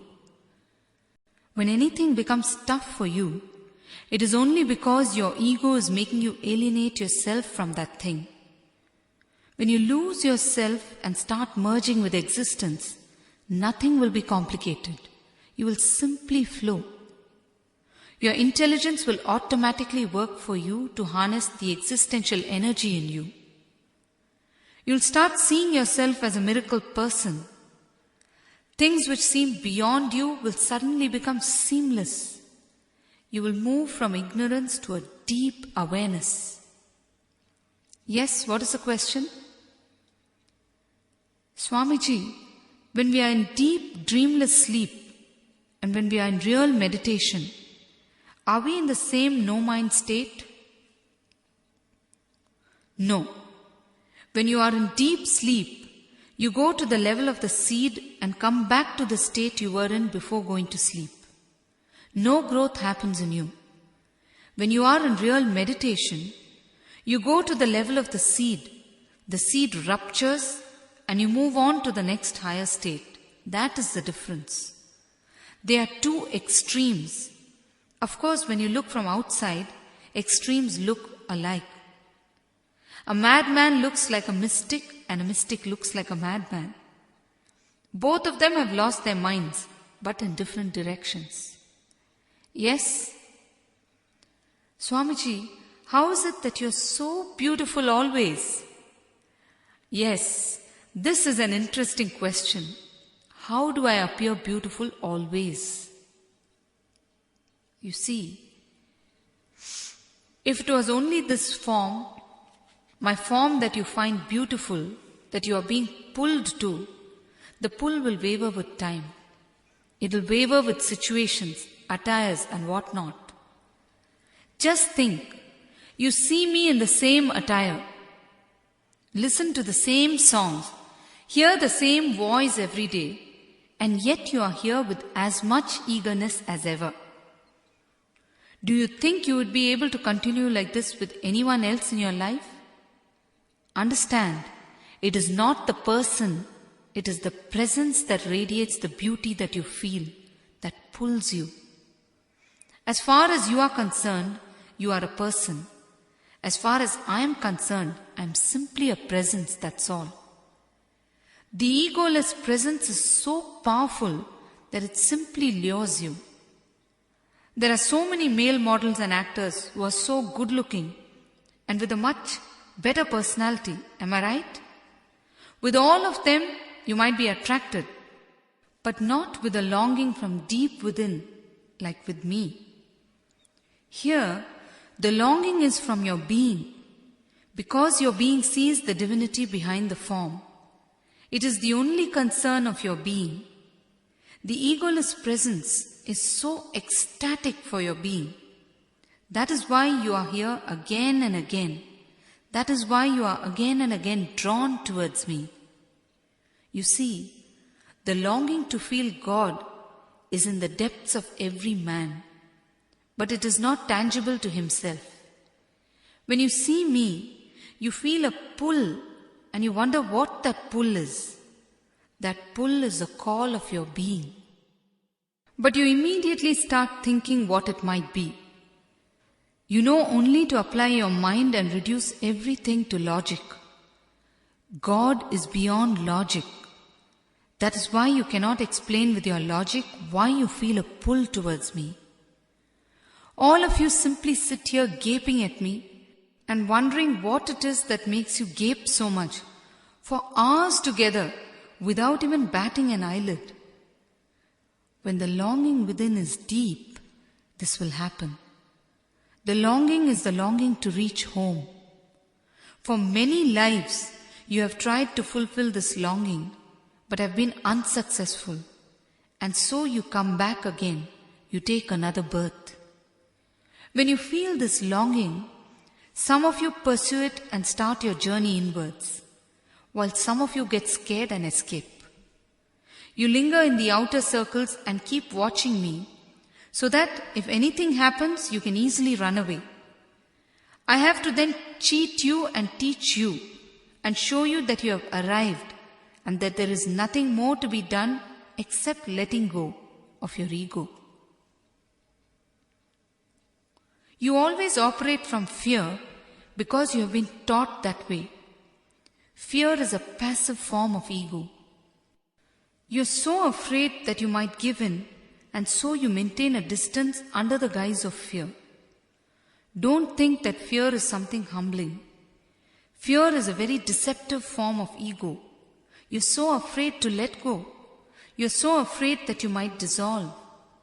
Understand, existence is love. It is only love and nothing else.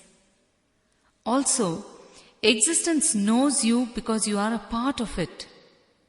If existence doesn't know you, then who does? So there is nothing to fear about. You don't have to put on any pretensions with existence. You can just be your own ordinary self, and existence will continue to shower on you. Existence knows only to love and forgive. It does not know any other virtue. You judge existence by your own egoistic and so-called moral standards. That is the problem. That is why you start doing things like these. When you know you are a part of existence, you will feel liberated. When you think that you are separate from existence, you will fall into misery. It is such a great feeling being part of existence. Because of your ego, you feel you are different from existence. When you turn your journey inwards, you'll become increasingly aware that you are part of existence. Awareness will slowly replace ego. When awareness takes over, ego has to dissolve. There is no other way. Until awareness takes over, you will feel you are a solid entity, and then you will disconnect yourself completely from existence. Actually, the whole sky is there for you to see.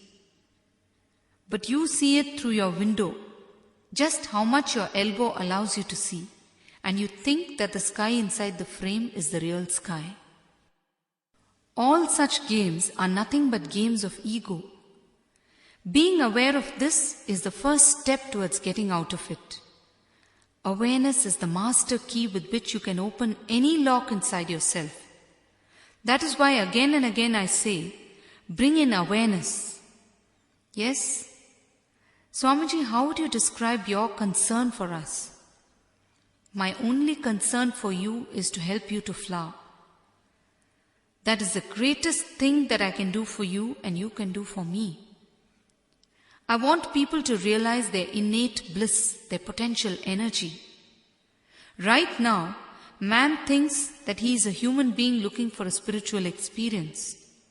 He needs to understand clearly that he is a spiritual being looking for human experience. I am working on teaching him that. And the only way he can learn it is by becoming aware of the forms of ego that are making him feel that he is a human being instead of a spiritual being.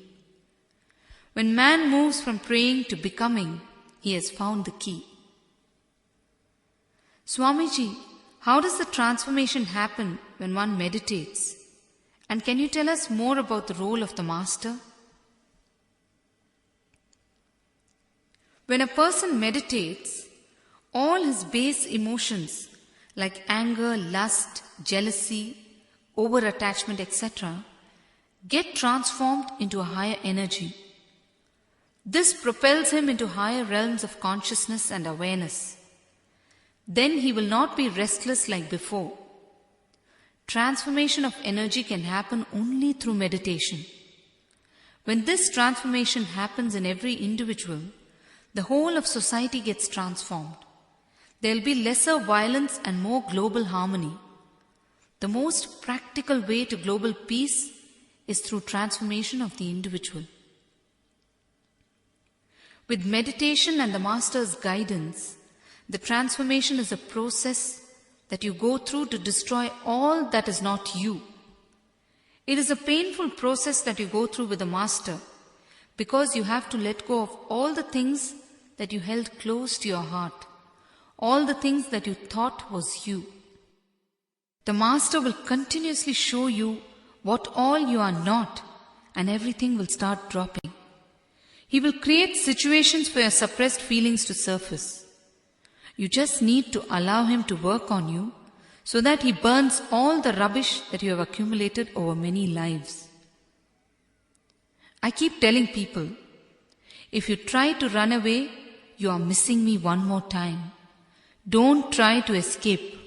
I will place my hands exactly on the tumors that are hidden inside, the tumors that are your ego.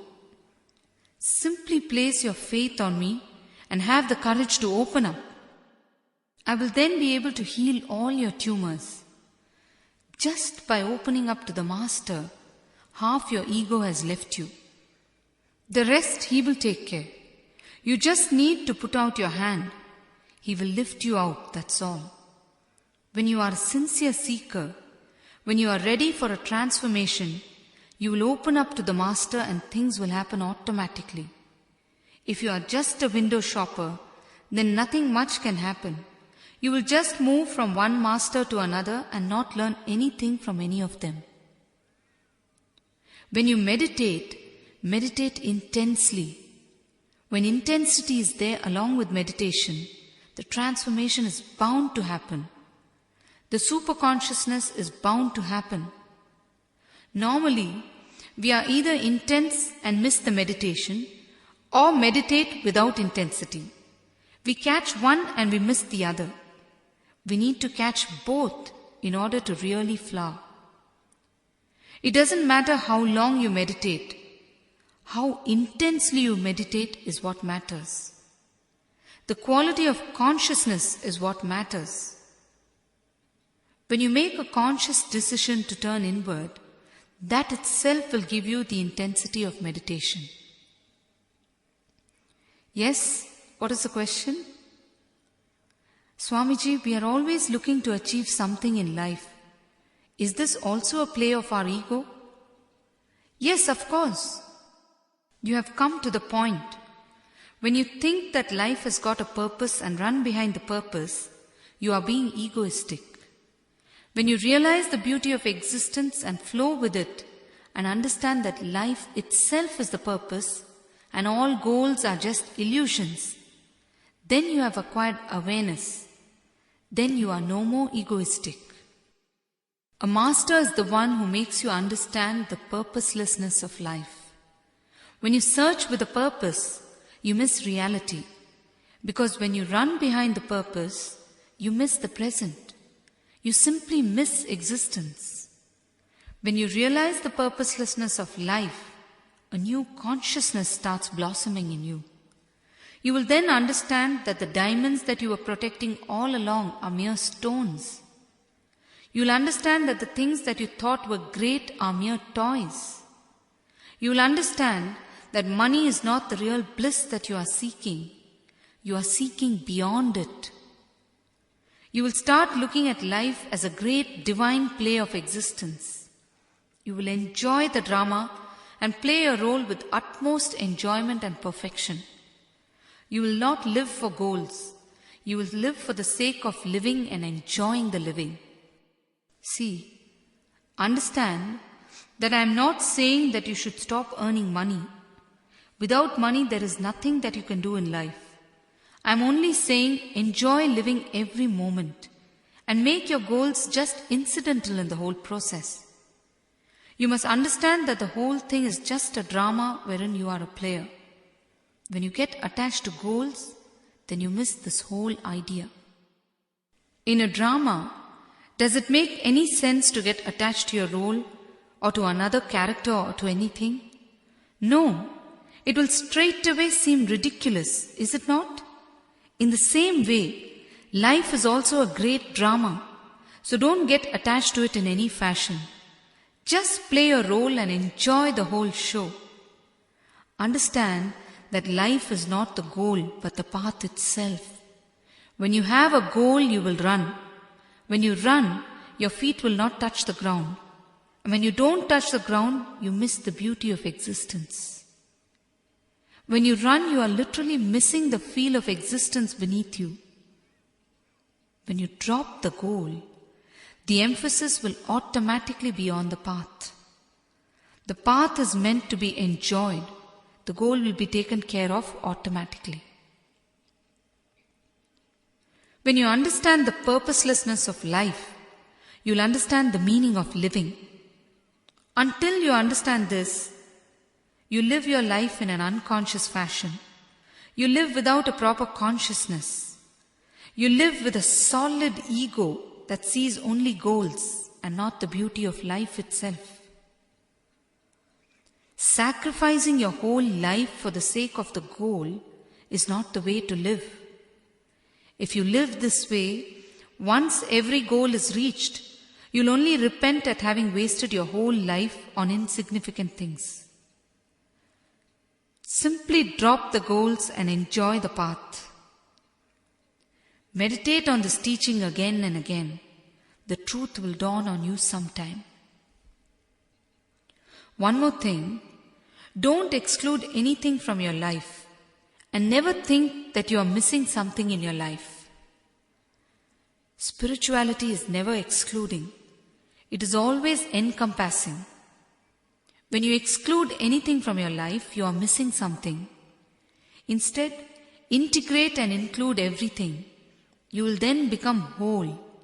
When you become whole, you become holy. Of course, if certain things don't interest you, then it is a different matter. You need not bother about including them in your life. Just function with awareness and keep flowing.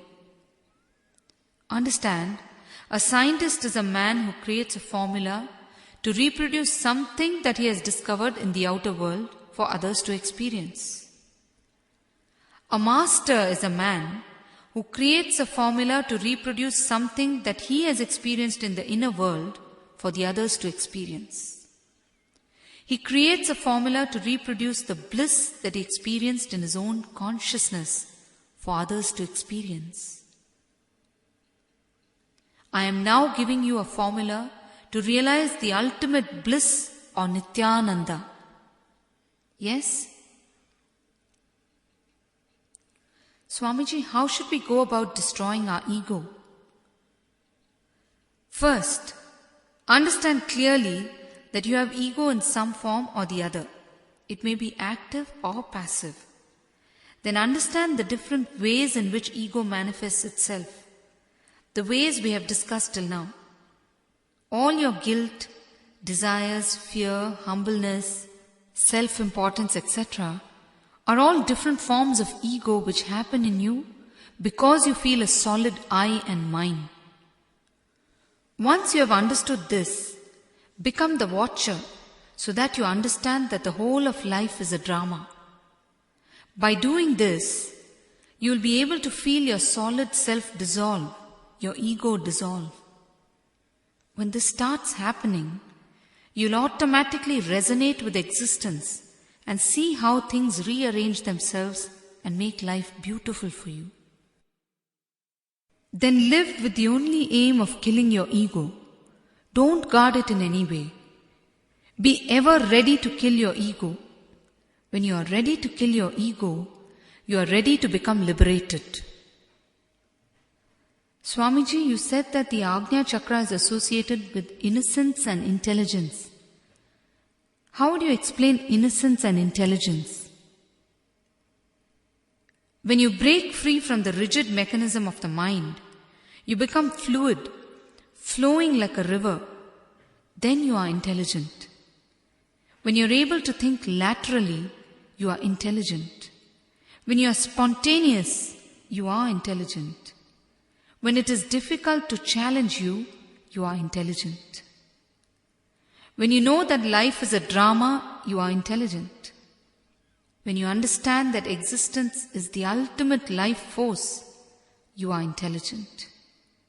When you are aware and conscious of your inner silence, you are intelligent. When you can smile and laugh spontaneously without applying your mind to it, you are intelligent. When you radiate energy by your mere presence, you are intelligent. When you are not stuck up anywhere for a long time and not easily challenged, you are intelligent. When you can feel your ego consciously, you are intelligent. When you know that you are rich, not because of your riches, but because of your being, you are intelligent. When you recognize a master, you are intelligent. When you are ready to let go your ego to the master, you are intelligent. When you play the game of life, enjoying every moment of it, you are intelligent. A small story. 3 men were asked the same question. What would you do if you were told that you had only 10 more days to live? The first man said, I would put all my work in order, tie up all ends so that my family does not suffer after I am gone, and then I will live peacefully. The second man said, I would enjoy life to the maximum, doing all the things I have never done before. The third man said, I would consult another doctor. This is intelligence. When you can be spontaneous, instead of getting caught in the solid and familiar tracks that you have built for yourself, you are fluid and intelligent.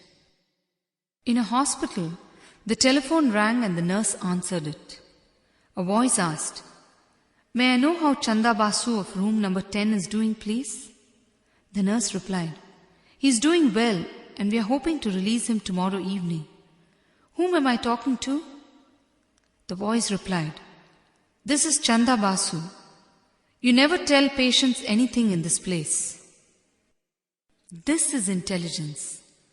When you are not stuck at a point for long, when you don't stay challenged for long, you are intelligent. Now listen to this. A man took his city friend to his farm. He showed him around and then later asked him, You must have found it amazing to see so many sheep. Did you attempt to count them? The friend replied, Oh yes, there were 300. The man was surprised and asked, How did you manage to count them? The friend replied, Oh, it was simple. I counted the number of legs and divided them by 4. This is not intelligence. This is a way to show how we can complicate simple things in life. Next, coming to innocence. Children are the best way to understand innocence. They just speak out without any editing. They don't calculate. They are so total in their behavior, never cunning or hypocritical. This is innocence. But what do we do to them? We try our best to teach them how to edit their words, how to manipulate. We teach them to move from their heart to their mind so that their pure innocence becomes contaminated by the mind. A small story. A boy was told that a wealthy aunt was coming to his home that day and that he had to be in his best behavior. The aunt arrived and a grand dinner was served for her. The boy was watching her continuously throughout the dinner and finally he asked, Auntie, when are you going to do your trick? The lady asked, What trick, my dear? The boy replied, My dad said that you drink like a fish. Children simply talk what they feel like. They express so freely. That is why they are so joyful to watch. That is why we all enjoy them. Their innocence attracts us. But we don't understand this and we teach them to become cunning, to become manipulative. This is what we do continuously. A child went up to her grandfather and asked, Grandpa, can you really imitate a frog? The grandfather was surprised and asked, Why do you ask? The child replied, I heard my parents saying that when you croak, we'll have a small fortune left for ourselves. We are being hypocrites all the time. We never express ourselves freely. We are thinking something and talking something else. We have become so ugly because of this. We have simply lost our innocence. Children are not hypocrites. They are so natural. They are beautiful because they express themselves freely. A mother was leaving her child with her friend for a day. She told her child to remember to thank the friend before coming away that evening. The child returned home and the mother asked if she had thanked the friend. The child replied, I didn't, because when the other girl thanked her, she said, Don't mention it. This is how children are. Of course, it is our duty to teach them basic things like gratitude. But I am trying to make you understand that we should not make our children hypocrites. Let them understand the game and play it with awareness, with no ego, but only awareness. Give them the basic rules and intelligence to discriminate for themselves. One thing, the innocence of the child is due to its ignorance.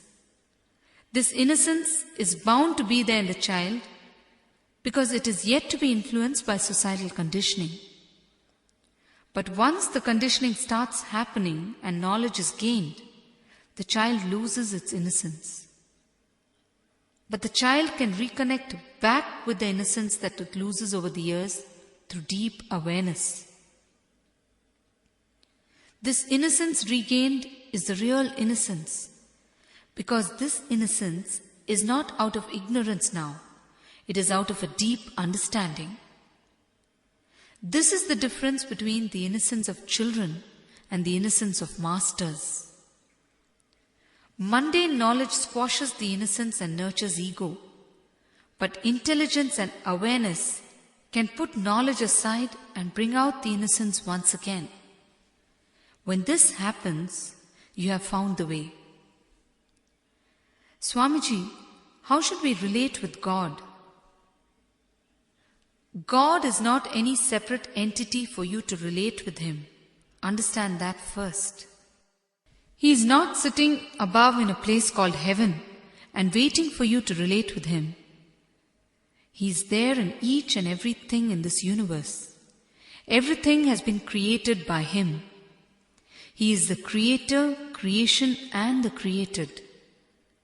He is the experiencer, the experienced, and the experience. God is the name that we have given to existence, that's all. When you understand this, you have started experiencing God. Then there is no question of relating to God. People ask me if I feel close to God. I tell them that I am God. I tell them that they are also God. But of course they are not willing to accept it. They want to know how to get close to God. Close itself means there is some small distance separating you and God. I am telling you that you are God. Then where is the question of close? Do you understand what I am trying to say? It is very simple. God is nothing but the name that you have given to existence, and you are a part of existence. When you live in tune with existence, when you have found your connection with existence, you are God, that's all. When you live with a feeling of intimacy with anything and anyone that comes your way, you become pure consciousness. When you can feel the same love towards everyone around you, irrespective of whether you know them or not, you are experiencing the God in you. This is a simple scale to tell you how far away you are from God consciousness. When you start falling in tune with existence, you will start hearing the inner voice in you. Then no other guide is needed. You don't need people to tell you what to do and what not to do. You will simply know. Your intelligence will keep guiding you. You will flow without feeling the heaviness of having to make decisions. A master is one who can awaken that inner voice in you. He works on you to awaken your intelligence. Most of us can love only with a reason. This is how strong our ego is. When you are like this, be very clear. You are very far away from God. We claim that we shower love on our family and friends. Just look at all the masters who have happened on planet Earth till now. What is the common quality that have drawn them to their mission? Pure love, that's all. If they experienced the ordinary love that you feel in your day-to-day lives, do you think they would have been able to set up their mission? Is it possible to set up a worldwide mission with just ordinary love? How much of drive would ordinary love give?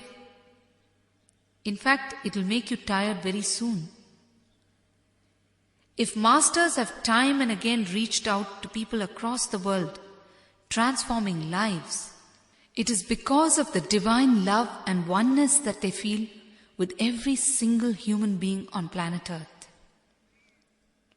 In fact, if you read their biographies, you will see that almost all of them have put their family aside. They have incurred the wrath of their family, and they have gone about reaching out to people. Family always resists in these cases.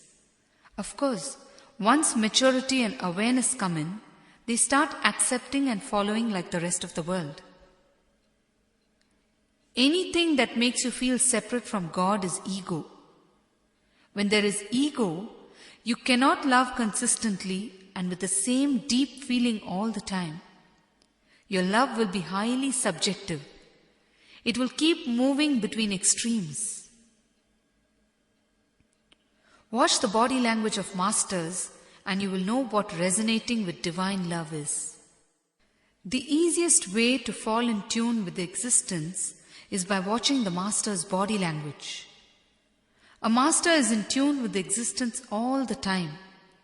He exudes love all the time, irrespective of who is in front of him.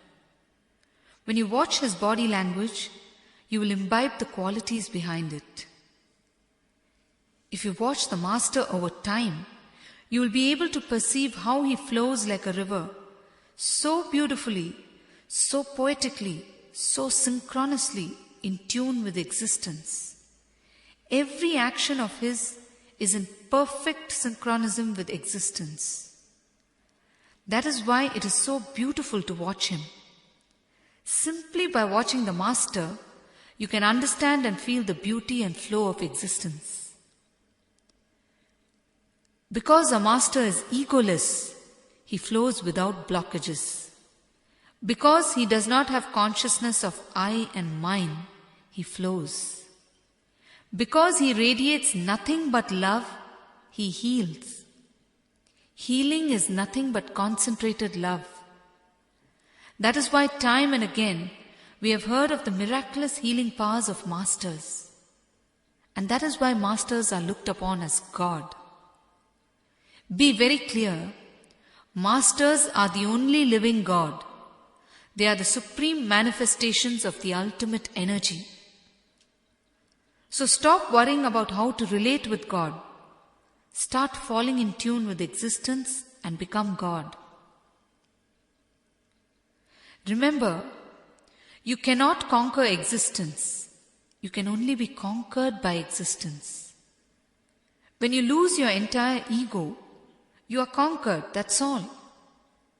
When you become a conducive womb for God, He will reside in you. In the initial stages, you are a guest and He is a host. Ultimately, you have to become the host. You have to become a womb to receive Him. Becoming a womb means melting and becoming vulnerable.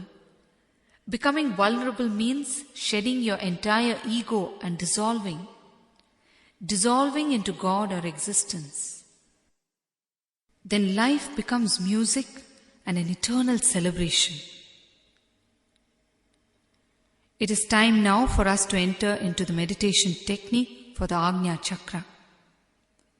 We will now do a beautiful and very effective meditation technique called the Divya Netra meditation to awaken the Ajna Chakra.